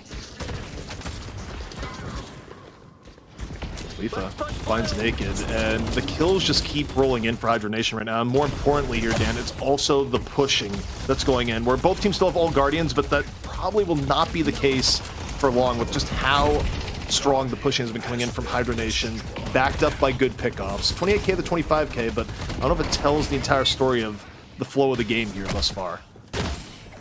Yeah, I agree. And I'm honestly shocked that we only just saw the first tower go down, and actually down in favor of Catgirls and friends. Able to take down the 4th lane Guardian that belonged to Hydra Nation. That's the Infernus Mirage matchup. A little bit of farm here for the Yamato. And there we go, another tower coming through. Again, the McGinnis ultimate is great for this sort of stuff, the suppressing fire. The interesting thing here, when you take a look at how the pushing has gone down, is that Hydra Nation, despite having good moments, they have been losing some Guardians here. And here we go, in the subway, down goes Quig, caught out by active player, and Catgirls starting to bring this back, Dan, in a big hurry. Indeed. We'll see what they're able to do here on this on lane number 1, as we've dubbed it. And the wall coming in to try to keep everybody safe. Great wall. Such a good ability in these scenarios. Absolutely saving them from a terrible engagement. And now things will get to reset, and so they'll drift back a little bit. Although perhaps still wanting to leave something on lane to defend. Obviously, Pocket is still here. Rocket trying to get the CS. Get more damage onto the tower. BCJ, nice connection on the grenade. And doing a good job farming as well. And neither team super hard diving right yet. Another Guardian gonna be heading down 2-2 in Guardians thus far. Relatively even. Catgirls evening up what was a rougher early deficit, now down only 2k. And now again we go back to lane 1. It's gonna get frisky here once more. Wall goes down, Pocket suddenly. And the planet escape route here, the barrage from McGinnis. Meanwhile, Wraith in. Leafa takes down Naked on the counter rotate. Nice rotation in from Hydra Nation. Back on front down 1. Singularity comes in. That's going to pick up another here, Dan. Oh no. Leafa gets 3 there. I was about to say before this all transpired, ZP, that Lefa's doing actually a lot of work and is doing a great job in the farm as well. So it's not a good sign that he's getting powered up this early on. Yeah, and you kind of hit the next point I was going to go on here with Lefa, where a Wraith getting all that farm, all those killing blows, that is tough. Catgirls and friends potentially losing a Guardian here. Hyper Beam coming in from Irie saying, okay, just calm it down a little bit. Not wanting to give up that Guardian just yet. 5k difference between both teams, and Irie moving forward, and that Guardian might be falling soon. Indeed. It doesn't feel like a massive difference of souls, but it kind of feels like a big difference otherwise. It really feels like Hydra Nation are really ahead at the moment. Definitely dictating a lot of these fights. Yeah, but I think the way... I think from Catgirls and friends, both the McGinnis and the Geist in particular, there's just been really good pushing presence. Even when we've seen more moments of Hydra Nation seemingly having free moments to attack Guardians, the actual tail of the tape has just been more pressure from Catgirls, which has also been reflected in the pushing progress between both teams. The Catgirls got more Guardians down quicker. Yeah, fight going in towards lane 2 there, but at the same time, the urn can get collected by Hydration. So is it all a cover plan? We'll have to see how many kills can go the way of Hydra Nation here in this situation. It's going to be 2 to begin with, as they maintain the map control behind the urn that's being run as well. So both the team fight going well and having the center fall back on. Is there a response from Catgirls right now? Yeah, I mean, the question is, do they go in and contest to earn? You look at the rotations right now, it looks like you got Bebop off the zip going over near Urn territory. Hydra Nation right now just huddling around the Urn in middle. So, I mean, this is an interesting fight. It's not that first Urn gives you a ton of souls, but the fight around first Urn can often be where you get a pretty big edge here, Dan, especially if one team gets Urn and kills on top of it. Exactly. This is definitely in a very important moment. You can see both teams respecting that. Infernus able to push the lane. But what is the play here? Somewhat of a stalemate. The Hydra Nation collecting a few players together. Only 3 here though. Obviously they could get the Mirage to use Traveler to get his way across as well. But both essentially committed 3 players to just be around the arm. But here we go. Turn attempt comes into play. Will there be a hook? No. Hydration powers in. Urn goes to Hydra Nation. Puts them at nearly a 10k deficit, or a 10k surplus, I should say, as Hydration gets Nian. The Ada Lefa on the Wraith. The pressure on lane 1 continues. Yeah, and again, we see Lefa continue the momentum and just compounding advantage upon advantage as the cards fly. Another Walker to their name as well. So things are looking quite desperate here now for Catgirls, I must say. We'll have to see if there's any sort of point of salvation. You know, what would you want to see transpire here for Catgirls for them to mitigate the disadvantage or find some way to get back in? Well, I mean, you start wondering about win conditions, right? What's your proper setup fight? You know, one proper setup would be Yamato just finds a good thing. And that's not it. That is not it, Dan. I was about to say, getting double singularity, usually not the play. We'll see if the follow-through is there. It might have been one of those cases where you see the singularity, you go in a little bit before your team is ready. But in this case, the follow-through is going to be there. Comes in nick of time. Catgirl and BCJ both being taken down by the setup of Quake. Yeah, Hyper Beam coming in just for like 1 second before getting neutralized. As they fight within the veil, the punches are flying. Definitely looking really good here for Hydra Nation. I think the game exploded from my end. Yeah, there were so many punches flying that we probably just paused. We paused, it was too much. It was too much to handle. We'll have to see if we can get back into the game. Presumably there would be a pause. We might have a full restart on our hands because there's no other fair way of doing this case, but it sounds like we had the rare full game crash. Wow, how dare you deliver this news to the viewers, ZP? That's not what they want to hear right now. I don't know, if they want to see more games, it guarantees that we see more maps no matter who's on the winning side, if you think about it. Yeah, that's a rough one. Yeah, we don't have stuff like Replay Medic that we have in like Counter-Strike or similar tools in other games, I suppose. With that said, yeah, I mean, it's kind of awkward because I don't think you could say that Hydra Nation would decisively win from that point. Okay, but they were very much ahead. We have an update. So it was just half the lobby that crashed, including one of our observers. There was just a little quirk in the game that just decided, you know, this action's a little bit too intense, Dan. We got to tone it down. And we just Thanos snapped the lobby. Quite literally, almost. It was actually, you look at it's close to 50-50. Evenly balanced. All right. The whole thing should be. Ooh, hopefully we can get back in then. If the game itself has not crashed, I believe we should be able to rejoin, which is nice. I see people rejoining. Okay. We have the technology. Right. We have the technology. We can fix it. Wait, are we dating ourselves though with that one, CP? Honestly, I just assume every time I breathe, I date myself at this point. It's too much to keep track of. That's just the reality as the years tick on. But yeah, we have experience, Dan. It's pretty devastating because we did just learn that Uber's the youngest one. I actually don't know the age of anyone else, but I don't want to know because that's all I needed to know, and it's bad. That Uber is the youngest of all of us. but that's again, why. Oh, go ahead. He's the one with kids. None of us have kids, so he's actually add like plus 10 to all of that and just stressful life circumstances. So, right. You know, once you take that into account, he's actually the oldest. That's just how it goes. That's true as well. And he's Australian. I don't know how that fits into it, but I wanted to shoehorn it in somehow anyway. Great film, guys. Keep it up. Grasping at straws, but okay. Mitch is just trying to interrupt us. You can't hear him, but he's trying to interrupt us because he doesn't want to talk about how the life expectancy, for him in Australia is probably like 30, and he's already outlived it all. So, you know, that's a win. That's a win. Yeah. All right. Well, we have a mid boss. We got a rejuve. It's gone to Catgirls and friends. Surprise! Surprise!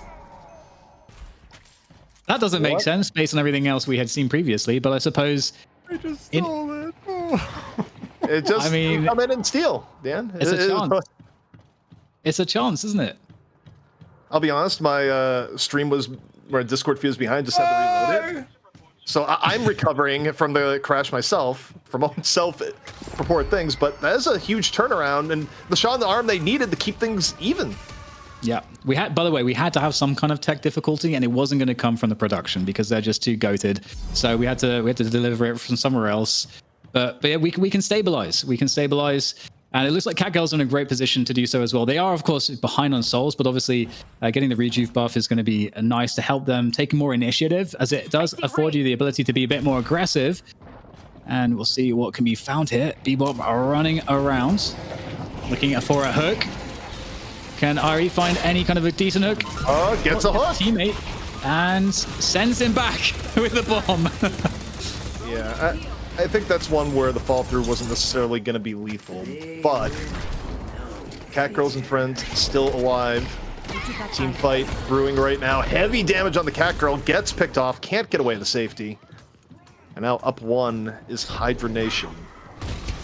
As BCJ gets caught also through the middle, DMB falling through, and this is turning into a pretty tough stagger here, Dan. Yeah. Just one after another, nothing too flashy, just people getting caught. Definitely, and the game has been so heavy on team fights and these varying dynamics that it does feel also that it's been hard to come by any moments to really farm. I would have expected, for example, on Ivy, one of the features of Ivy that's amazing is you can get a lot of neutral farm, just hammering the camps with your Kudzu bombs and then just like flying away. And so there's always opportunities to get farmed up to get the itemization quite quickly. But the fights have been going on so frequently that it doesn't really seem like there's been enough of a lull to really, get any of those plays going. And all the while, Lefa is getting actually very farmed, as is DMB. So the carry's coming online here at a rate that I think is going to be just too difficult to deal with. Earn for Walker is what Catgirls wants right now. They don't want any part of the earn fight because they still feel behind. They feel like it would not go well for them. So they see the committal to the earn and they go, we're going to try and get Walker. Is it going to pan out right now? That's a question. And ooh, Lefa gets caught. Tried to defend that short staffed. Gets hit by the hook, taken down. But will the Walker fall? The other Dynamo and Singularity follow through. Is it going to be there? People aren't fully rotated over yet, Dan, so the fall through and the Singularity not quite there immediately. Catgirls able to disengage. Yamato, though, quite low after the ultimate as the entirety of Hydra Nation comes on over. Oh, and yeah, catching a kill onto Irie on the disengagement. Nice find from the side as Mirage gets deleted. And still quite healthy here, but there is the pursuit. It's Lefa, and yeah, we better get out of there. The Flame Dash comes into play for the quick escape, but might want to go back and help because there's still a potential team fight here. A team that they're just trying to make sure that their positioning is complementary and they don't leave anyone in a position where they will just completely get just deleted. So, however, it doesn't turn into a re-engagement for Catgirls, and all right, that felt like a pretty decent scenario for them. It was, but on the same note, while it was fine in terms of kills and setup and the team fight that came after where they didn't suffer any catastrophic losses, on the same note, the Walker still stands. So Hydra Nation, in terms of the macro stuff there, they successfully defend their Walker. They send Catgirls back and still nursing a pretty significant lead right now. So while the trade for Earn was not bad for Catgirls, it still wasn't the point they need to sort of turn themselves around this game, because they really only get one more shot here, Dan. One full more team fight they lose, and it's probably over. Like asphalt for weeks, aren't they? Yeah, we'll have to see what they're able to find here. Just something as simple as a nice bebop hook engage at just the wrong moment for Hydra Nation can really make all the difference. So we'll see if that's something that they're able to find as we get a little bit of additional farming, cleaning up some of these camps, and next point of interest might be the next Earn. Yeah, the next time you have buffs up along with Earn, because of course you're running the bebop, you can land a hook and go from there. Of course, landing a hook isn't necessarily even guaranteed to be a good engage. It depends more so who do you hook and what the fall through is thereafter. But a little bit interesting. Hydra Nation deciding we're going to take a little bit of your jungle. We know we're a little bit ahead. We're going to try and push the advantage and hope that we don't get hooked in the process. Yeah, and kind of threatening somewhat of a split push, but don't really have any fight behind it. So, you know, there is the respect from Catgirls to get in position to defend both walkers. But you can see Hydra Nation then they void the forward position to basically get a surround if Catgirls overcommit here. And they're going to go in with the engage off of the Ivy. We're going to drop. Oh, we're going to drop the into enemy lines. Kind of going a bit more conservative, but still might catch. Oh, there's the Singularity forced out, and it's going to get cancelled out by the wall. The Spectral coming in to save the day, but how much damage can get done here? Very awkward scenario as Infernus tries to lay down all the damage. Flame Dash comes through as well. So much damage in there, and Catgirls still trying to stay up here. BCJ eventually finally going to go down, and now it all shifts in favor of Hydra Nation as they pursue the stragglers, the dregs of Catgirls and friends. Are all gone. Nian may have lived, but no one else did. And the timing here could be tragic, Dan. We're dangerously close to the mid-boss coming back up. So this is one of those things where you really look closely at the timing. This would be a mid-boss if it was up right now, but as every second ticks away, that possibility goes away. Not quite the point of no return for Catgirls and friends, but that fight brings them perilously close. Putting down a turret. Yeah, and the urn is able to be picked up now, and there is full map control. All the lanes are quite pushed for Hydra Nation, so they'll have an easy time, I would assume, ferrying it across, unless Catgirls decide to make this the hill to die on, and just try to all go for a potential challenge right now. But in doing so, they could also potentially give up other walkers as well. There's the mid-boss, so just like you said, ZP, okay, we've in fact, they're going to go straight for the interception on this one. We'll see if they get it. They land the hook. That's one way they're going in. They're on the chase. See if anyone gets caught here just yet. McGinnis, unstoppable with the heavy barrage, headed on in. Letting the missiles fly. Flick getting very, very low there. Nearly died. Would have been a huge pickoff if that was full. Catgirls and friends. I mean, it's a decent attempt, Dan, but I feel like Hydra Nation was able to weather the storm. Yeah, absolutely. It looked pretty sketchy. Again, still an opportunity for just get that favorable bebop hook or some kind of an initiation here. Catch Hydra Nation out of position, and Catgirls might be able to find a solution, but they got the urn.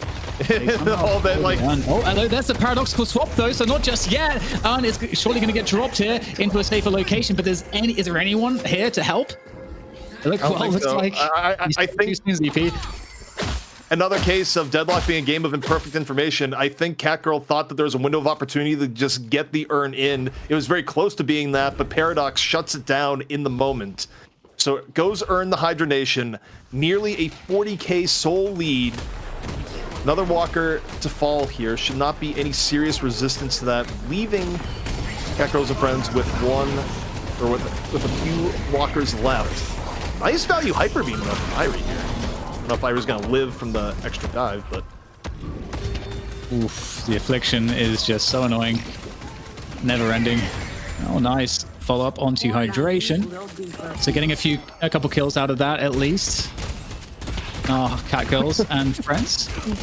And we have our friends in replay screen. Irie died to the minions. That was the play at the very end. So Irie, of all things, be taken out after the hyper beam, but still a pretty good defense from Catgirls and friends, able to fend off Hydra Nation for now. And it still doesn't feel impossible.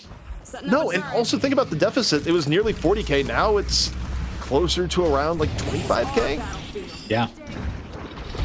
Definitely some opportunities here potentially, but we'll see if the McGinnis can find a fashion and escape. Betha is coming in. There's the Singularity. Oh my god! The cards. Absolutely gross. Those cards, man. Someone put in the bug request. That should not be in the game. It's bad enough that you get caught by a Singularity, which is effectively a black hole, and then on top of it, your final moments are just cards being thrown at your face. But it could get even worse here, Dan. The mid-boss is in play for Hydra Nation. They have an edge in farm. They have an edge in players, Catgirl and friends, only 4 up. And now they make the big decision. Do they go for the miracle contest here in the mid-boss and the steal, or do they fight back at home? A lot of teams will choose to go for the contest. We'll see if they have it in them for yet another steal. Catgirl down, that's one steal threat out of it. Rocker confirms it for Hydra Nation. Catgirl and friends on the brink. 4 down for a moment, now 2. Hydra Nation fully alive as the goo ball rolls away. This is amazing. They must have had a lot of fun designing this one. The Valve devs. Well, they made his eyes even more immersive. Where the eyes were, looked more normal. They go, no, we can make these bigger and make them shape them. Reject symmetry. I respect it. Man, do you ever feel bad for the mid boss? He probably should. I feel mid boss. He is just kind of minding his own business there. Yeah. Everyone just goes to kill them. They rejuvenate themselves with his very essence. So it's like his suffering doesn't end, really, off the kill. Like everyone's just empowered themselves. But speaking of it, yeah. It should get Pito involved. What I will say here, Dan, anything, but if anything needs to be saved right now, it is Catgirls and Friends for the rest of this, where it is not over, but it is everything but, so to speak. Where you again, Deadlock is a game of win conditions, and you find yourself here wondering, what in the world is your win condition? Telekinesis out on to Nian. Nian's able to get away. Yeah, impressive. Actually, does Nian have Shroud? I think Nian might have shrouded that because the telekinesis was hanging his way. Yeah. So I could do an item check-in if it's available. I know some of the stuff got messed up off the crash. That's why I haven't been asking for the item checkups, but I think that might have been the case. Indeed. And also, chat, feel free to give any kind of feedback that you like. This is the first of these broadcasts, and everyone has been quite open to doing anything to make the show better, but we get a final fight potentially here in this moment. And Singularity is dropped. The Spectre Wall comes in to try to save the day, and in fact getting a rescue team online as well, but oh my god, it's too oppressive. Irie nearly shook it off and got Hyper Beam off, but too much damage was had by the Singularity. Catgirls and Friends, 5 on 6, in the hole deeply on items, trying to defend their base, looking for any options. DMB goes down. Naked from the barrage, finds one. Ends up giving his life for it in the process. Rocker deep, falls the Catgirl. This is tough here, Dan. You don't want to be trading out like this, even with Reju. This is where you start letting the other team back into the game. Catgirls and Friends fighting tooth and nail. Active player gets on the Rocker. And these trade outs, is it gonna be enough? It's certainly the best way you can play, Dan, to try and bring it back. But they still need more. And Quick is quite weak here, but to be in a protected position. We do have other players just taking the mantle, pushing forward, making sure that those shrines definitely go down. And it's with 3 players down on Catgirls and Friends' side, and just the one for Hydra Nation. Doesn't look like they will be able to stop Hydra Nation's momentum into the final kill. We'll have to see. In 10 seconds, McGinnis comes back online. And do we fall back off of this? No, I think they probably send at this point. Rejuve is down, so it's risky. Yeah. But they still have the 6 on 4. They're still going to be looking for a pick, especially like we're looking at Flick right now, right? You find some of the swap you go in, but no, they just say, we're sending it. Into the pit, everyone go. The DPS is high. And I'm not sure if they're going to fall before Patron is done and over with. They drop a Singularity on top. Rescue Beam Singularity to grab a few more. As the Patron getting pummeled from all directions. It's Hydra Nation going up 2-0.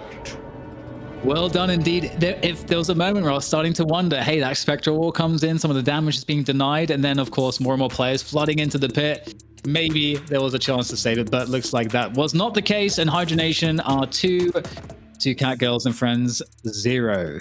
But it is a best of 5, so there is another potential 2-3 maps that we could be seeing here tonight. And Catgirls and Friends are definitely no pushovers, EP. I feel like they did a pretty good job, considering everything that they had to work against. It felt like they made the best of it, but I feel like Leffa got online a little bit too fast. Yeah, and here's the thing that people have to keep in mind. The Hydra Nation is the closest thing you get to a super team right now, with them absorbing what was seen as the number 2 team in NA effectively. Catgirls and Friends, though, is a team of veterans here in Deadlock, as veteran as you can be for being in the game since about May. And they're very good players where even if they haven't gone #1 in a lot of these tournaments or, say in the show match, they have a knack for playing teams close. They have played this game so much that they know ways of finding, hope even in tough situations. Maybe not to the degree that we saw from Buff Enjoyers earlier, where they were truly the masters of coming from behind, but Catgirls is able to keep this interesting to the very end. Speaking of the masters from coming from behind, let's bring back Mitch. I don't know, that was too good. That was too easy. He's just wondering if you're Jason right now. It's your boy. I'm back. Yeah, listen, I mean, I probably would have done a little better than Catgirls and Friends. Yeah, assuming that this was not Deadlock and in fact like a simulation in real life where like I'm running and someone else is running and I'm behind them, and I'd probably be able to catch up better than we saw here. But look, there were the mechanics and tools there for Catgirls and Friends to be able to come back from a deficit, right? I think the bebop's a big part of that.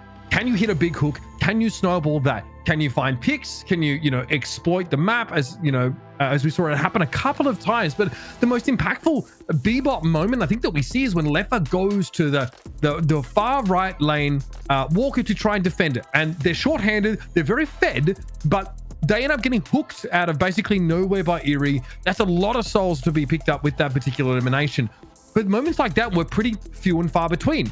We often saw, we often saw like the Amber side play out of line of sight of those, or just play to avoid them, play to respect the range. And it was a little bit tough to use bebop to try and get yourself back into the game. Depending on the build as well, like bebop just doesn't look that great from behind, especially if you're on a gun damage build. He tends to feel like he falls off pretty hard and isn't able to have the impact that he is looking for.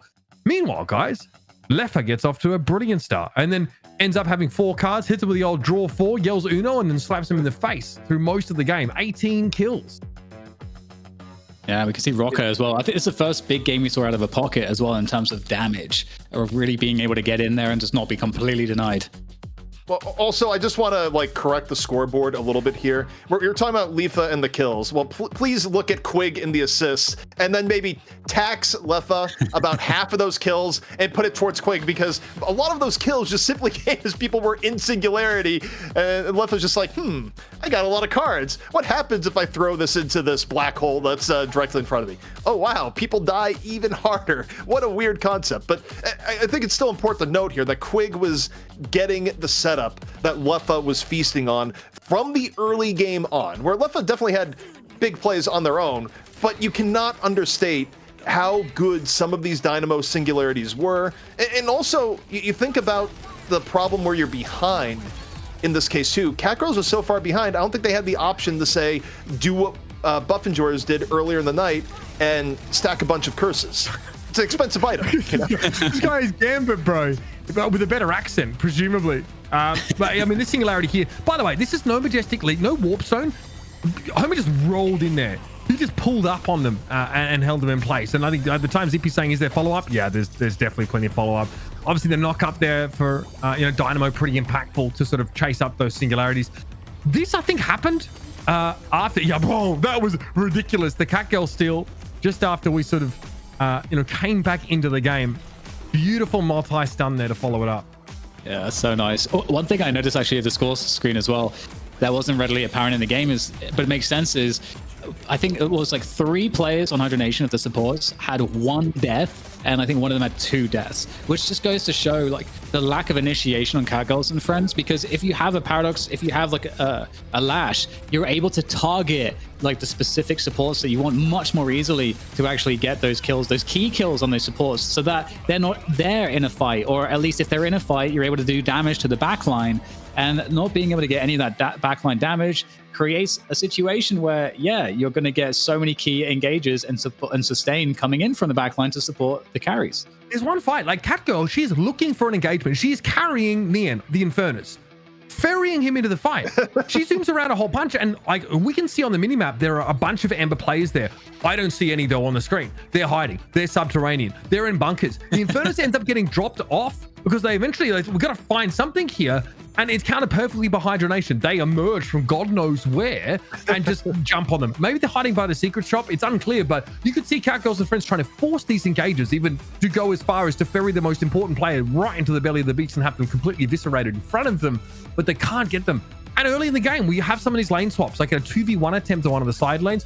Catgirl, she gets caught rotating back because Hydra Nation do this themselves. They know that there's a window where the very vulnerable Ivy is transitioning between lanes, so they push up, catch them, and that happens on more than one occasion when it seems like the Ivy is going to help the Geist, the BCJ, on one of those side lanes here. So Hydra Nation, great macro, and just have identified as well these windows where people are transitioning from lane to lane during that lane phase in order to take a quick 2v1 or jump in and pick someone off who's coming back into position.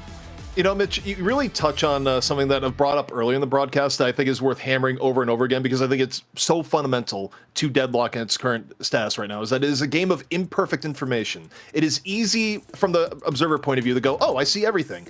So often, from the player perspective, they see nothing. And that goes from the early game into the late game. It's why you have situations where you go for what could be an easy gank, and then Kelvin shows up and does a double dome right thereafter, right? So there's going to be plays from our perspective where we go, what in the world is going on? But as you astutely brought out there for Hydra Nation, it's like, yeah, they're in the tunnels. They're in areas where they're not showing up on the mini-map, period, in some of those situations.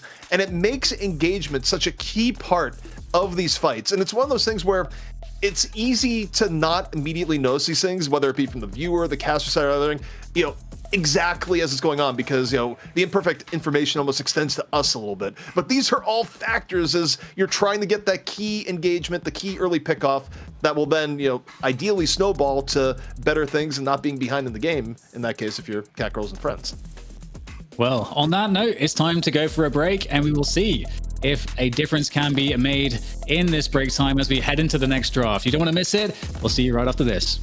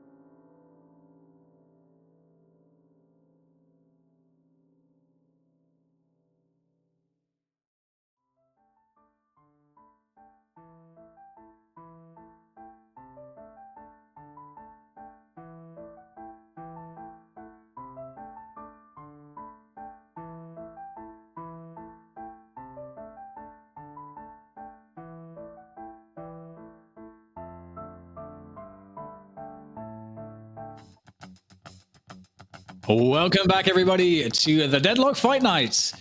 And it is time for what could be our final map, unless Catgirls and friends turn it around. Here to tell the story with me is ZP. ZP, are you a believer? Am I a believer? I'm a believer of maybe getting one map. I think it's going to be difficult, but it'd be a cool storyline. It'd be great for the broadcast. And I think the nice thing that we're doing best of 5 is that you have time to learn draft-wise. So much is given by the draft of going, oh, they banned this, we picked this, and oh, that gave us a result that we weren't really happy with. Well, we get to try again with a different draft strategy. So the fact that you get a different draft in every map means we get a different story in every map, which means that even if one team is ahead on paper, you have the time to try and figure out a way that might catch the other team off guard, even if it's just for that one map. Well, one of my favorite stories is the story of how AlphaZero.g decided to sponsor this tournament so that we could throw it on for you guys at home. So do your part and support them. Go get some free samples at AlphaZero.gg, a new gamer supplement, nootropic. It is clean, it is good, it will make you fast. It'll make you fast like Mitch. Have you ever heard him cast? That's how you'll sound after AlphaZero.gg. Right, with that said, sorry, see if you had a comment of my little salesman Dan mode. Oh, I was just going to add on to the sales and just be like, look, I really want to emphasize free. There's no charge. You just go and they send you a free supplement. You can do whatever you want with it after you get it. Ideally, you drink it and appreciate the product, but in the end, you just sign up, you get something sent to you for free. What more can you want? True. And with that said, something else that we have for free that we can bring onto the show is Asen. Sorry. Wait, we're not getting paid for this? We pay, actually, Dan, if it was free, we paid too much. Just to be clear. Yeah, I should be paying you guys to be here, is what I'm learning. And also, I'm learning that I'm the punching bag of this group, so that's good to know. But speaking of punching bags, Catgirl and friends, man, that last match was rough. Leffa on the Wraith, absolutely demolishing with the 4-card deal. Seeing a Singularity doing over 1,000 spirit damage to each player was insane. And honestly, that started from the beginning. It was just a straight downward spiral, unfortunately, for them. But it was such a great steal of the Rejuvenator out of Catgirl, but unfortunately, it just didn't really amount to much. Yes. Go ahead, CV. No, it was just something that kept them in the game. Like, it was a great steal, but the build up to that at that point was so rough that it was just, it's like, well, you've done this, you get to continue to play the game versus you now have an edge, right? So. And honestly, the plays we saw out of Naked, I really got to give them credit because of the walls against the Singularities. There's a couple opportunities where he puts the wall down right between the two players, separates them completely. It was really well done, really well used. And I think that's why we hear about the legend that is Naked on McGinnis. Yeah, we'll see if we maybe see it again. All right, well, we're up with the first ban. We can see the Catgirls and friends taking Paradox out of the picture. I don't blame them. Definitely being used very effectively by Hydra Nation. Well, what do you guys want to see? What do you think makes the most sense here for both of these teams based on what we've seen? I think for me, I want to see more initiation be grabbed by Catgirls. I think that's one of those things where we've seen different setups. It'll depend on what the first ban is, and of course, as I bring up my screen, which was behind, Lash and Paradox are both gone. So initiation options are already at a premium, and I do wonder if this ends up being okay, well, because of that, we're gonna first pick a Viscous, which is still pretty good at creating disruption. Maybe at this point, Catgirls goes Viscous, and then the match that they have the Viscous, they also get the McGinnis, because last time when they were running Viscous, they weren't able to secure the McGinnis, which is still a really good core comfort pick for them, and instead, they go Kelvin, so they want to treat Hydra Nation to what Hydra Nation did to them back in map 1. Yeah, I mean, there was a ban in match 2 for Kelvin out of Hydra Nation 2, so they're able to just sweep this one up and pick it up for some stability and then potentially some sort of chase factor when it comes into this one. But the thing is, Infernus is left open. Wraith is left open yet again. So Hydra Nation, I'm assuming you're going to be picking up one of the two here. And with what we saw out of that last game, I mean, why not? Okay, so Infernus coming through, not too unexpected to see. I would like to see also Catgirls and friends potentially maybe getting some kind of a hard carry as well. Seeing Hydra Nation have just a pick of the carries has been somewhat scary, especially with the players that they have. I don't know that you can really deny them having some insane power behind the carries, but McGinnis coming through is certainly a loss for Catgirls and friends based on how you guys were setting this one up. Yeah, that is such an early pick of the McGinnis, too. You don't see McGinnis necessarily pick that early in draft, and this was even earlier than the draft back in map 1. This is a very targeted, concise. We don't really want to let Naked have the McGinnis. And you think about some of the micro plays McGinnis, or rather Naked, had even in the last map, right? Jason highlighted what a force that was, even in a losing game. This is more deny McGinnis from Naked than it is we love McGinnis ourselves, even though she's a good hero that Hydra Nation plays well. Yeah, and I was looking towards, Catgirls and Friends, like, what are they going to respond with? Do they want to pick up their hyper carry now? Obviously go for like a Wraith or something like that to play, considering you don't want to give it yet again to Hydra Nation, who just absolutely steamrolled you in the last game with it. But they go for the pocket, which I find kind of interesting. I don't necessarily hate it paired with Kelvin, because it does help facilitate an easier affliction out of pocket, which we did see in the EU matches be very difficult to pull off. However, it obviously means you have to kind of be with the Kelvin to be able to make that happen. But we'll see how it's going to work out for them. A Wraith pickup as well. So nice to know that that's not going to be in the hands of Hydra Nation and Leffa in particular.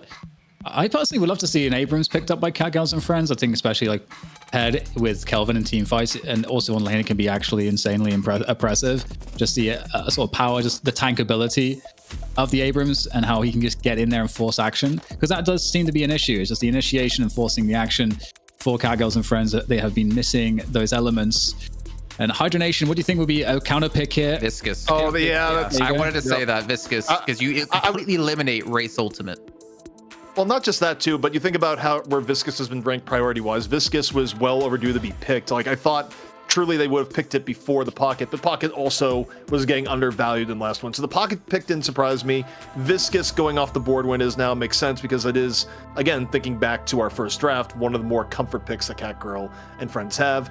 In response to this, thinking about what they like playing, I think they might live and die by the Ivy. I mean, it is Catgirl's signature hero. Even though Catgirl has diversified and will play different things, it's still the character that Catgirl to Ivy is basically what Naked is to McGinnis, right? So I would probably expect the Ivy to come in here when they're facing elimination. You go out with your best, most comfort heroes usually, but it doesn't come in just yet as Mirage gets brought out. Yeah, I mean, I think when you look at Hydra Nation, right, they already have their kind of two support-esque heroes. There's no need to necessarily rush another support pick for your team. You might as well just pick another hero that you're feeling pretty confident on with the Mirage. I am wondering, though, like, what lane is Viscous going to be in? Because Viscous and McGinnis can be very punishing. I mean, just those fists alone knocking you. If you get blocked by the wall, you can be knocked back even further away from your team. I'm not sure if that's the route we're actually going to see out of these two in particular. But thinking about the Ivy pick, I'm in my head, you don't really use Ivy these days, I feel like, to drop someone in for an initiate. You use it more to stay in the air, drop your kudzu bombs to really eliminate a lot of space that you can play from. So I'm not sure if the Ivy will be picked up here necessarily, but I'm also thinking what would be their second support that they would run. And Yamato coming through for Hydra Nation as well. So the Yamato and Furnace combo is certainly quite a scary one.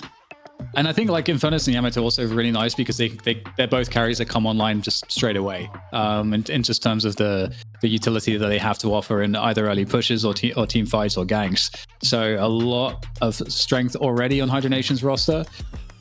In terms of Viscous as well, I like that they have the Viscous just because the cube is a counter to so many things, including Infernus. But Warden coming online, CP, I know you're a Warden stan. Yeah, and this was going to be my prediction for this pick, because you've taken away McGinnis, right? Naked has already shown their hand on like what they like to play, and when McGinnis was banned in map 1, they went to Warden. Also, you think about the state of the heroes that have been picked right now. People have been preferring Warden to Haze when you need another option for high damage, and Warden's kind of in an interesting place where not only can he sort of fill the carry role to an extent, but it's also pretty good early to mid-game pressure. Warden gives you more early to mid-game pressure at this level of gameplay right now than Haze is giving people in a lot of cases. So that's why you're seeing the Warden here. It makes sense that they would pick Warden. The question to me is, what is the final pick going to be? And whether or not it is the Ivy, it still could fit, but there's some other options too. Ooh, take the Geist. They've been running that last two maps. We've seen a lot of Geist, as you were talking about on the EU matches, right? We're seeing her build a little bit more tanky, and you can kind of be more of a front line. I'm looking at Hydra Nation's like picks so far: Viscous, Yamato, and Lady Geist. I feel like that's already a very dominating front line for Hydra Nation, where Viscous can obviously create some space for the rest of the team to play. Yamato can be in with escalating exposure and just get the constant poke. And then Lady Geist, of course, you're not really going to have a good chance of killing her off when she can just ult you. So this is a feel like a really strong pick comp, but also a little bit brawler-ly. I'm having a tough time with that word. I just feel like they have the skirmish potential out of this team, especially with the McGinnis healed, to give that longevity in fights. I just want to see Mo picked because no one's picking him, and I'm sad. Where's the Mo? Yeah, I don't know. I mean, I think what Mo and Krill really excels at, like the mid game, when you're able to get picks because you can just ult them and then you're pretty much able to solidify a kill. I think his disarm is really underrated, to be honest, when it comes to matches. But there's the Abrams you want to see, DDK. Yeah, the Abrams comes into play, so it means that, of course, it won't be Catgirl on the Ivy. I mean, it does give you a pretty strong front line for how this sets up here. I mean, Abram, Warden, and Kelvin, who often will be in the fray, I mean, it's not too bad. I still have questions when I look at this in terms of how are you going to catch people out? And I think this could be another one of those games where it's Majestic Leap all the way, where it's not just Warden that's grabbing it now. Majestic Leap Abrams is also in the fall fashion catalog as you're equipping your Abrams, which also makes sense, right? I mean, you leap in as Abrams, get close, and landing your charge is a whole lot easier than, you know, just running at people, so to speak. And it leaves your ult open for other stuff. So to me, I look at this and I go, bring on the leaps, because I think that's where we're heading. I'm a little bit worried for Abrams, though, against this composition, just because, like, the McGinnis wall is going to be very tough to deal with. But also, I feel like if Abrams doesn't have a decent start, and not even that decent of a start, I feel like he can fall very far behind as the game goes on. And we've seen how strong Hydra Nation has been at the start of games. And Vindicta, you talked about it a lot, Dan, when it came to that first match of Cena Vindicta coming through, and we are in fact going to see it, and that's got to be on Lefa. Yeah, it should be pretty fun to watch because it is just very cool how Vindicta gets, especially in the early game where people are still kind of laning in the early to mid phase, the first 10 minutes, where Vindicta can get a lot of value. But I feel like you have to get the value for your team at that point. Even if it's just like hardcore map control that allows you to dictate flanks because of the map control, you need to get the value, because I feel like otherwise she'll fall off for the reasons why that you said previously, which is that you're airborne, lots of ways to cut off line of sight. I think there's another benefit here where they might have picked the Vindicta anyways, but you stop and think about your average Abrams gameplay, right? Vindicta is one of the more annoying characters to go after as Abrams, where, yeah, you can build knockdown, you can, and usually it will be the Abrams who's on to build that. But on the same note, going in against a Vindicta mid-team fight is not the same experience as going against a lot of the other roster where you can just leap in and immediately charge someone into a wall. There's an extra step in Vindicta, especially if she's already in the air, right? So I actually do like picking Vindicta when there's an Abrams involved on the other side, because it's another layer of annoyance to the Abrams and how you have to set up your engages. I mean, I'm looking at this though, CP. How do you even get to the Vindicta? I mean, Majestic Leap is kind of the talking point, right? But you have such a strong front line with support out of McGinnis and Viscous that even if you do get caught, I don't know how you're going to really lock down anything onto her. All right, well, thank you for the insight, Jason. It's going to be time for us to get into map 3 of the Deadlock Fight Night North America between Hydra Nation and Catgirls and Friends. And I definitely love the change of pace here, ZP, in terms of the Catgirls and Friends composition. But I do think Hydra Nation also has a lot of fun stuff, a lot of spirit damage, lots of burst damage.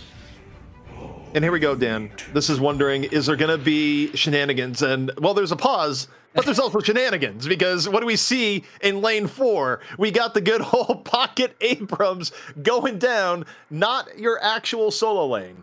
And the interesting part here is that the teams that have been running the actually not solo lane stuff have been teams that have been running McGinnis, but this is not the team running McGinnis that's doing it in this instance. Now, they are also doing it. Because I was going to say, it's actually against it. They've both decided, haha. So our duo lane is in 4 now, and 3 is now a solo lane in McGinnis versus Kelvin. So the gamesmanship has evolved, Dan. Absolutely, yeah. It's nice that they've been understanding like how the other team's been selecting which lane to solo lane to actually kind of beef up.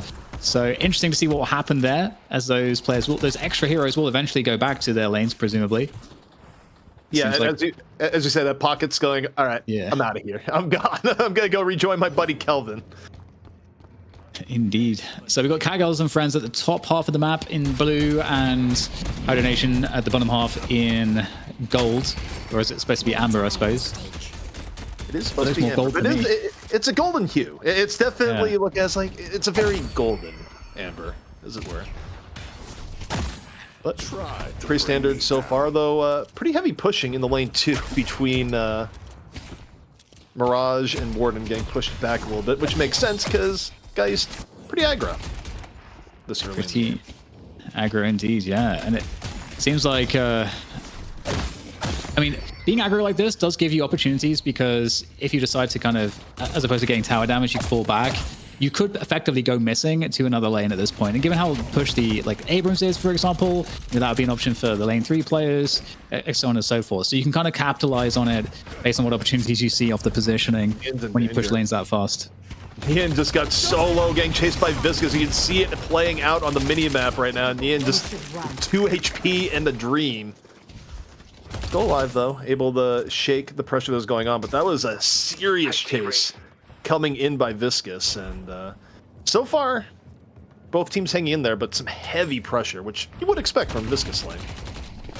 Indeed, and speaking of heavy pressure, this Infernus DMB is receiving business end from both Wraith and Warden as they put all the pressure on, trying to do all the damage to the tower. Wow, just really trying to be very disruptive on that early farm against Infernus, which I feel for DMB as an Infernus main.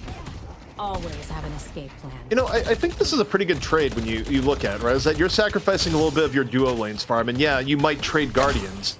But if you're trading out Guardians and keeping the Infernus more broke than they otherwise would because they have to play very safe against what is heavy pressure in the solo lane, I think that's a worthwhile trade, Dan. And even better if they kill the Infernus, which might be the case here. Infernus running for his life. DMB going, no, I don't want any part of that. Walker, save me, as his Guardian is eviscerated. Because that's the thing too, like if you force the Infernus once that first Guardian goes down early to have to just freeze the lane, that is a slow way to farm as well. Yeah, it's a safe way to farm, but it's going to be slower and you're not going to be as active in the jungle. Obviously, it's a bit too early for that anyways, but still, it's just not an ideal situation to lose a lane that hard this early on, for sure. Meanwhile, Warden, real sneaky here, crouching, no footsteps, which, big deal in this game, by the way, that's how good the audio is. As you see the rotation coming on in onto lane 2. Naked gives his life, but they get Litha in return.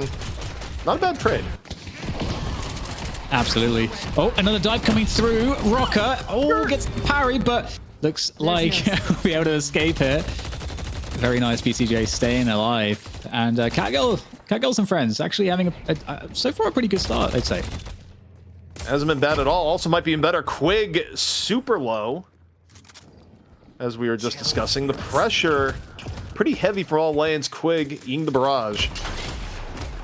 And this is always tough in lane where you're behind, then you're just near the shop just going, please, let us just not die here. And you don't want to miss CS in lane, but you also want to give Pock an easy kill. Quick snipe on the Catgirl though from Flick. But as it happens, Naked finds DMB, so trades happening all across the map. Lefa though gets some revenge. Yes. Headbutt by the Google, and Hydra Nation slightly ahead here on the overall souls. We get some early Guardians down here. More aggression coming in from the Geist. And, look at Yamato. Look at lane 4. There's 3 people coming for a beating right now. Is Yamato going to be able to get away? Yamato Hydration running for his life. As Naked just says, you know what? I'm going to last stand. I'll trust my team. Get some tower damage. 100%. Yeah, really active on the towers here. Another fight breaking out on lane 3 as well as they try to take down, Hydra Nation try to take down the Catgirls tower on that lane. In comes Mr. Pocket, Nian, looking to try to save this situation, and it will keep the tower alive, but or maybe not, because the wall goes up to block any way to stop this, in fact, and it's going to get beamed down. Very nicely done there by Quig. He makes his escape. Oh, here comes the gank though. The Warden is not messing around, and you are in the cage, you are dead. I love how it's evolved for Warden, where you just get slowing hex so early, it might as well be part of Warden's actual kit.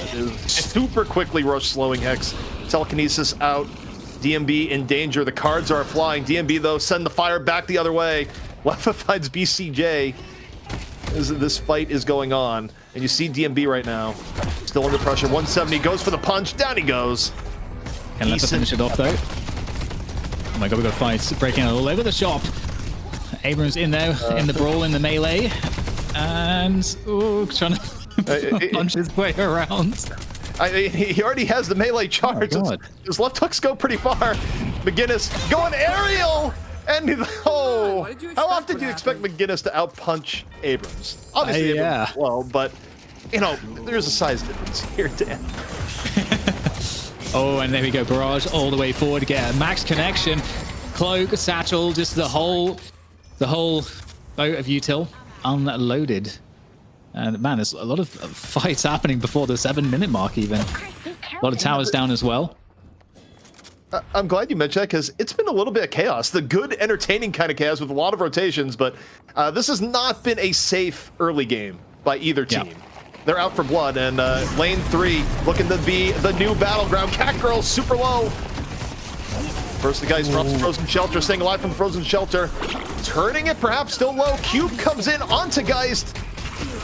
Ian gonna get caught while this is going on still. Goo versus Ice. Goo gonna win that one. On the fall through, Catgirl, of course, super low on the fall through, and there is a pause. Yo. Honestly, they might need a breather because we could use a breather. By the way, I love how like tilted everybody gets when you're playing like in matchmaking and someone pauses straight away. Oh, now it feels for these guys. We're in the middle of a team fight right now. And we will wait for information as to what exactly is going on. Hopefully it's not a technical. Oh, there's a question mark. A true question mark, by the way. Like most of the time when people drop a question mark in this game, it's not because they're confused. It's just because they just want to upset you. Maybe it's an emotional support pause. I think. What are our rules around pauses, by the way? Do we have a rule? I don't think we have a rule. I mean, there's probably unlimited pauses, so much as the game supports from spectators if we ran out of pauses, but I think right now a team can just hit pause. We haven't gone deeper into that. Is let the fiery rocker down in turn, but Leffa's getting a lot of these kills, Dan, and that's worrisome if you're against Vindicta. Yeah, but Vindicta has nowhere to run at this point.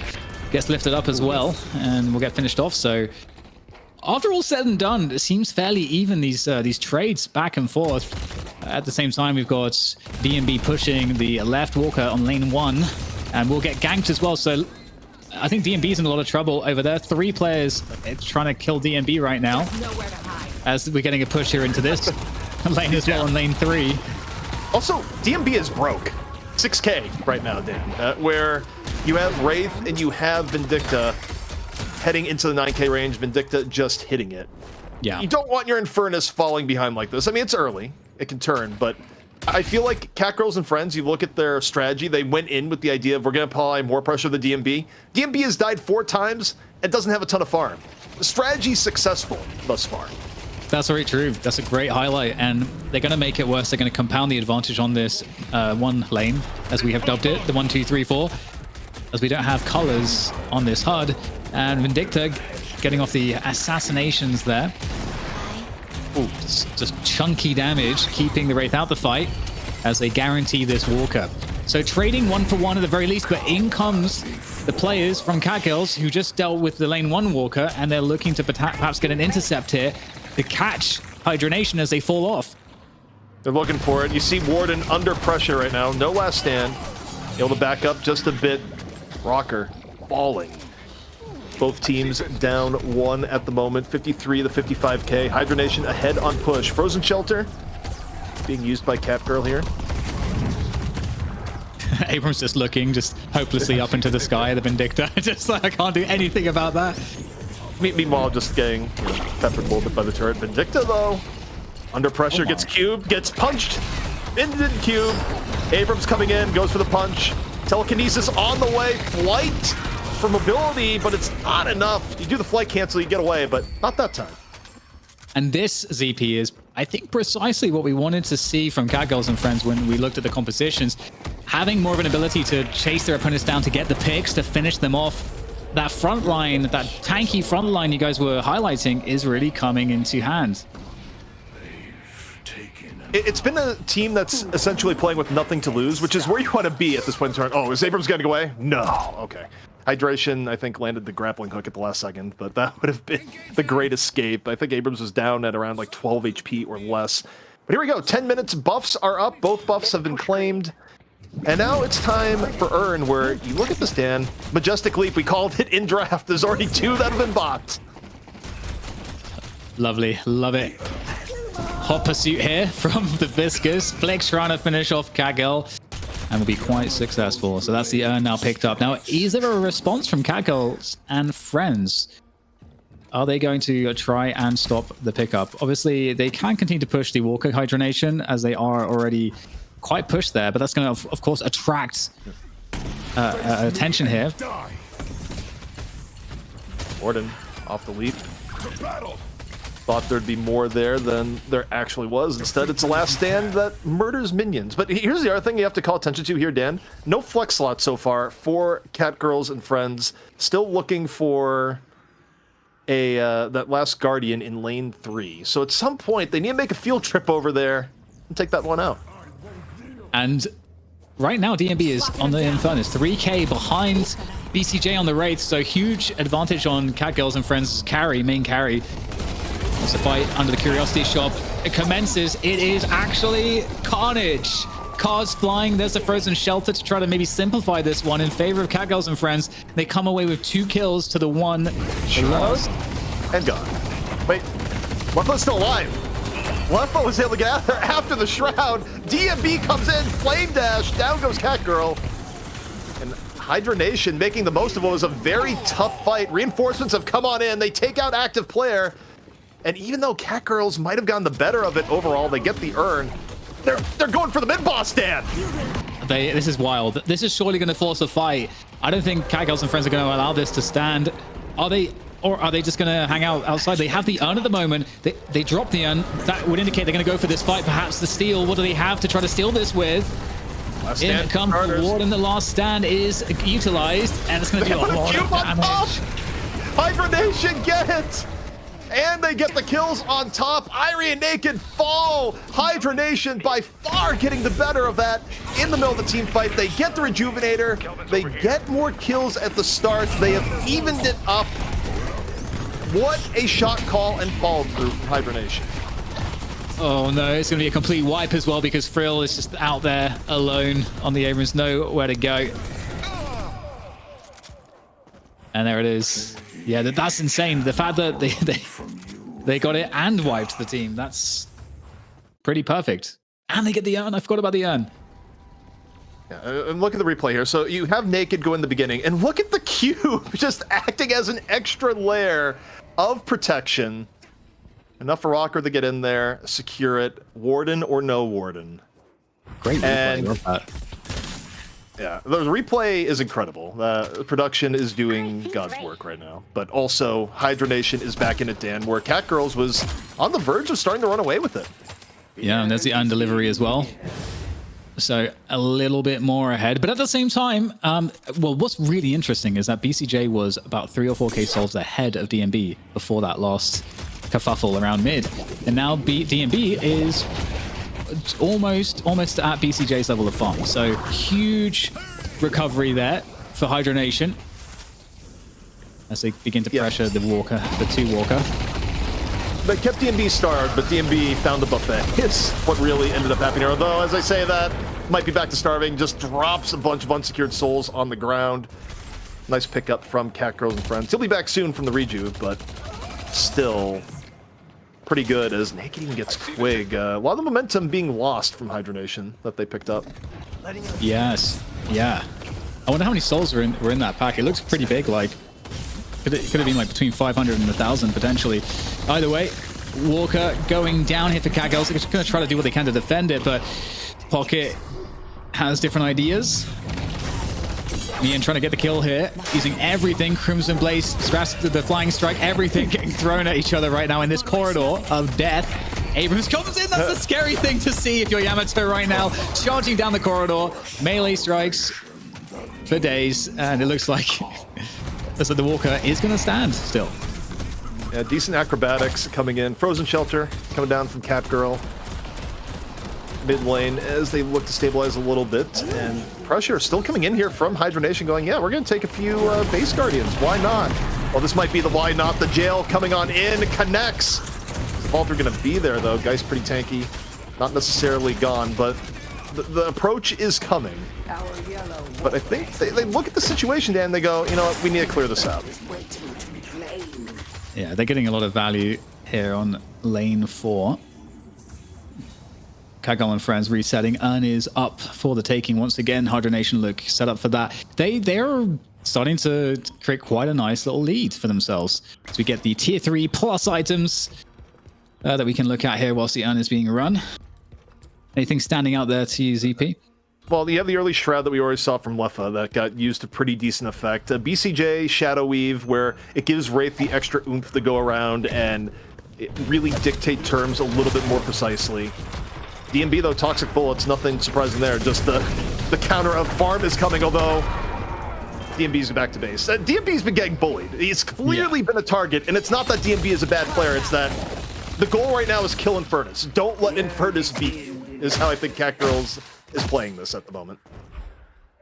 And that's absolutely fantastic because, you know, Infernus is really one of the most dangerous elements they have into the late game. Obviously, Lefa and Hydration are actually doing quite well on their farm, but big fight here in mid. You can see this very difficult situation for Abrams in the open, trying to play with the walls and the architecture to try to break line of sight. Also, effectively, pretty much everyone turning up for this fight just splayed out across this mid position. As we get some trades, I'm just looking to hold the high ground there. Mirage gets hunted down. Hydra Nation down 1. Catgirl friends down 2. No objectives for play right now. Just both teams skirmishing in the middle. Pressure on the BCJ. Flick finds him. Doesn't let him get away. And just for all the same reasons that killing DMB is big, so is the same for keeping BCJ down.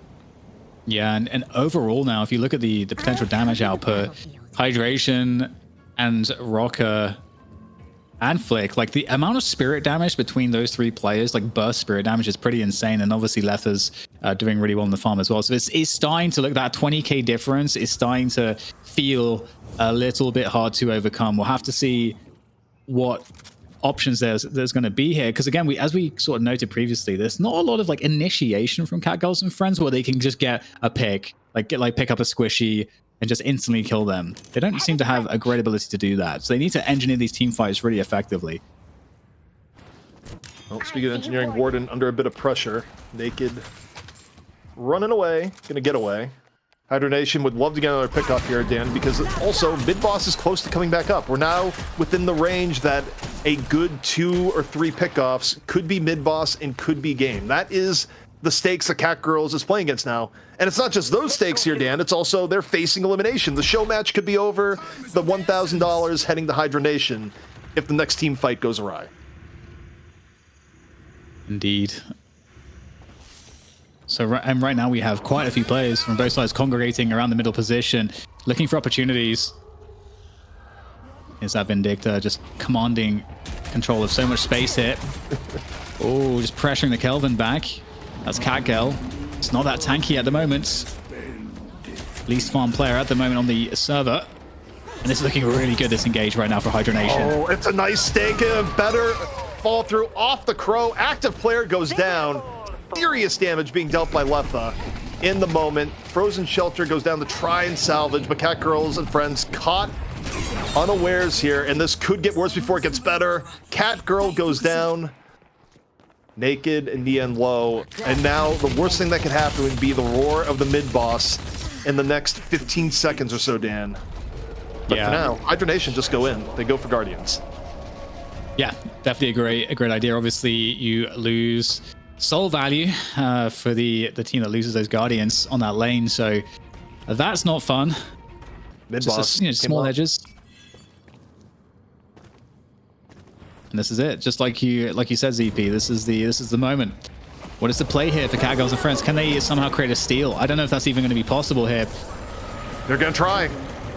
We'll see if the opportunity is there. Once again, the setup is here with the McGinnis turrets. Yamato is going to use Shadow Transformation on point. Will there be a steal? There is! Irie able to get it. The tornado comes in, and the punch onto the rejuve happens. The rest of Catgirls and friends may be going down, but the rejuvenator is theirs. They'll be coming right back up soon, and they may have avoided the end for now. It's so crazy because like one of those things where, okay, so what's worse, losing the rejuve and no one dying, or everyone dying but you got the rejuve?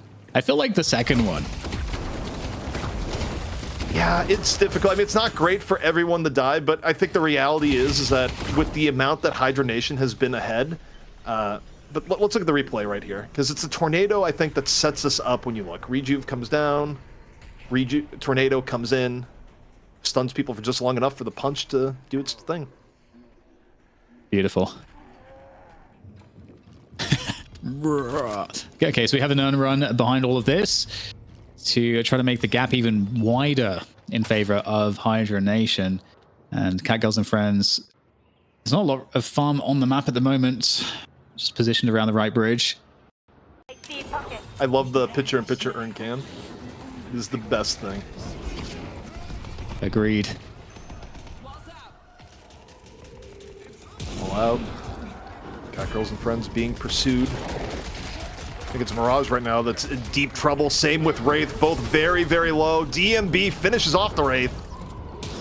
Off camera, down in the tunnels. Catgirl looking for a little bit of slow here. Might be enough. Quig not able to get away. But the overall trades here, Dan, not in favor of Catgirls and friends at all. Down for Hydra Nation. Looking healthy aside from losing Quig. Yeah, absolutely. Not how you wanted that one to go, but at least have liked to trade it evenly. And still to be collected though. And there we go. Lefa's going to try to take care of that one. ZB tries to keep the base from falling. Or rather, is attacking the enemy base, that is. So going just crazy on these shrines, just taking full advantage of the fact that no one is alive. Mien is unable to do anything at this point. This is just looking just like the victory lap almost at this point. I don't think there's too much that Catgirls have once they're all alive to really contest this. I mean, we've just hit the point where the farm disparity between the two teams is immense. Yeah. And it comes back to the idea of what is your win condition? How do you get not just one pick off? How do you get 6? You have this skirmish right now around the red camp in Furnace, concussive combustion, Catgirl and Irie in hot pursuit. Mirage and Kelvin looking for anything right now. The slow is in. I mean, a pick off here would be huge. It buys them time. It gives them souls, but BCJ taken down by Flick. Hydra Nation surviving on the escape. DMB pretty wounded, Dan, but still very much alive. Indeed. Yeah, just falling so just short of getting the pick off. That would have been some small consolation. And now Hydra Nation is foot to the metal. They're going all the way into the base to finish the job. Yeah, they want the patron. They think they can end it right now. Stake hits Abrams, and so does the kitchen sink. Everyone getting involved on that. Cube out saves Geist. Hydration, Shadow Form, Catgirls and friends being cut down on all sides, Dan. And that is going to do it. Hydra Nation 3-0 in our Deadlock Fight Night #1 NA. Just cutting Catgirls and friends apart with authority here in our final map. Yes, it's looking like it's about to be over. The patron is now being focused, and that's a wrap. The GGs are exchanged. Indeed, Hydra Nation are the victors of the very first Deadlock Fight Night North America. Congratulations to them. Hydration, Letha, Rocker, Flick, DMB, and Quig. Is this the new super team in North America? Who will be able to defy their dominance? We'll have to wait and see if anyone can step to this, because they were dominant throughout.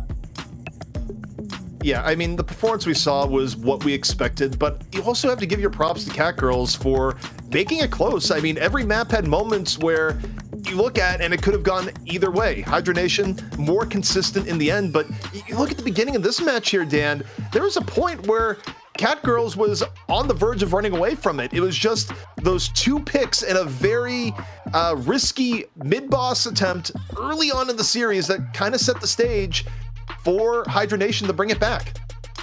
Yeah, absolutely. And oh wow, Lefa actually getting a huge amount of damage there on that Vindicta. Seemed like the pick worked out for them.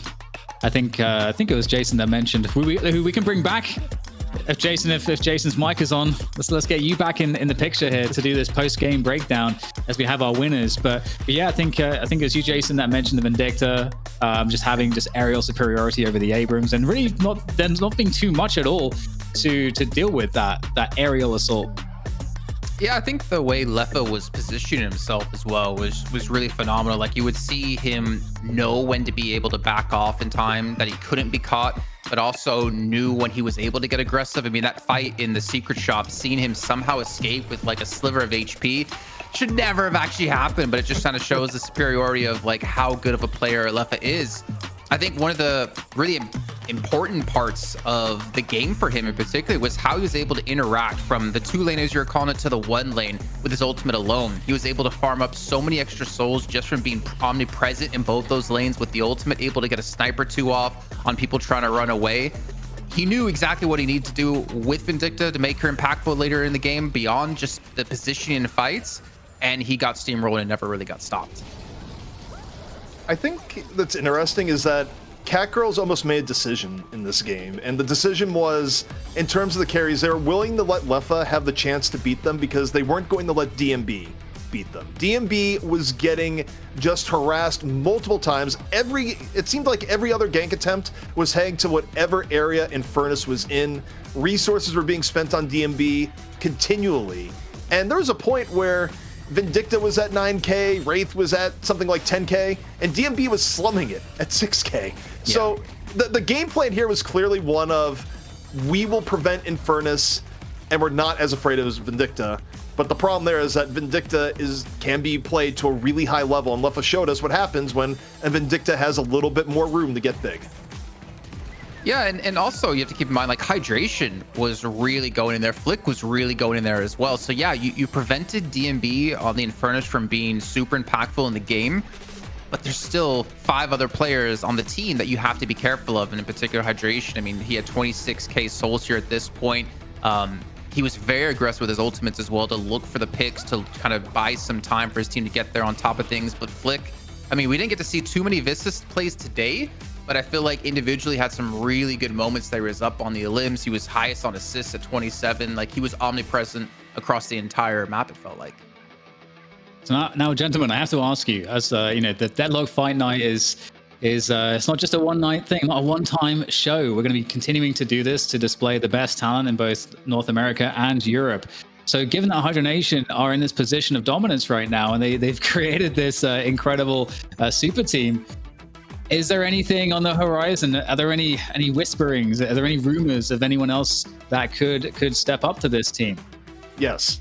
And I don't know for sure. This is not a leaks moment, but you just stop and think about the fact that, okay, originally the number 1 and number 2 team were Mahjong and Krill with Hydration and Deadlock Deep State with Ido, right?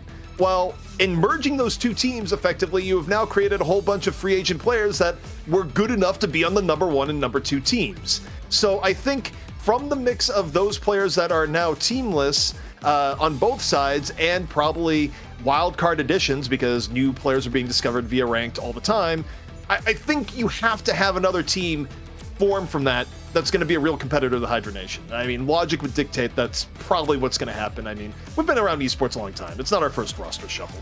There's more enough people hungry, I think, too, to take them down as being the top team. I mean, the fact is, being at the top of the game this early on in a new game, in a new esport, is very important for your career because it allows you to be looked at by organizations. You can be looking at a salary. Like, long term, that is the position you want to be in. And I think everyone who wants to be a pro player is grasping for that position. And Hydra Nation, I mean, yeah, they might have the strongest team right now. For a month from now, who knows if they will. There could be a couple of patches that come in that completely gimp the way they were playing, though. I know they're good enough players that it won't really matter in the long term. But there's teams gunning for them for sure. Amazing. Well, I'm very excited for the next tournaments that are to come. And this is a great moment for me to give shout outs once again to the sponsor that made it all possible, alphazero.gg. Check them out. They are giving away free samples. So go head over to the website and sign up for that. And one final other shout out that I need to make is that you guys can, if you want to support what we are doing here at Deadlock Fight Night, you can go to deadlockfightnight.com. and you can contribute. You can donate to the prize pool directly. That's where the contributions go on the donation page there. We also have merch. I don't know how this happened so quickly, but we got merch going as well. If you want to check out the drip that we got going on at the Deadlock Fight Nights.com, you should definitely go ahead and do that if you want to support what we're all about here. So, gentlemen, it's been a wonderful broadcast back. I haven't done a broadcast in a while, but it's been so fun getting to work with all of you guys, some of my favorite people that I've ever not had the opportunity, but should have had the opportunity to work with. And thank you also to the production who did an incredible job. I mean, how good does this all look? It's incredible what has been put together at such short notice. So amazing job from everyone. Do gents have any final words as well? I got one. I'm gonna jump in first. I want to talk about the player of the match in that last game before we do completely end things off, man, because I took the time to go back, look at this player's stats from the last matches. He ended off on I haven't said the name yet for a reason, 42, 8, and 35. So 42 kills, 8 deaths, and 35 assists. Leffa, for me, definitely the player of the match, seeing what he was able to pull off. In particular, the Wraith game completely snowballing that match. We saw the amount of times the Singularity paired with 4 cards, taking away 1,000 plus HP multiple times, seeing the Vindicta as well. I think for Leffa, showing he can play multiple heroes at a very high level, super important. Do we have consensus, CP? Are you on the Leffa hype train?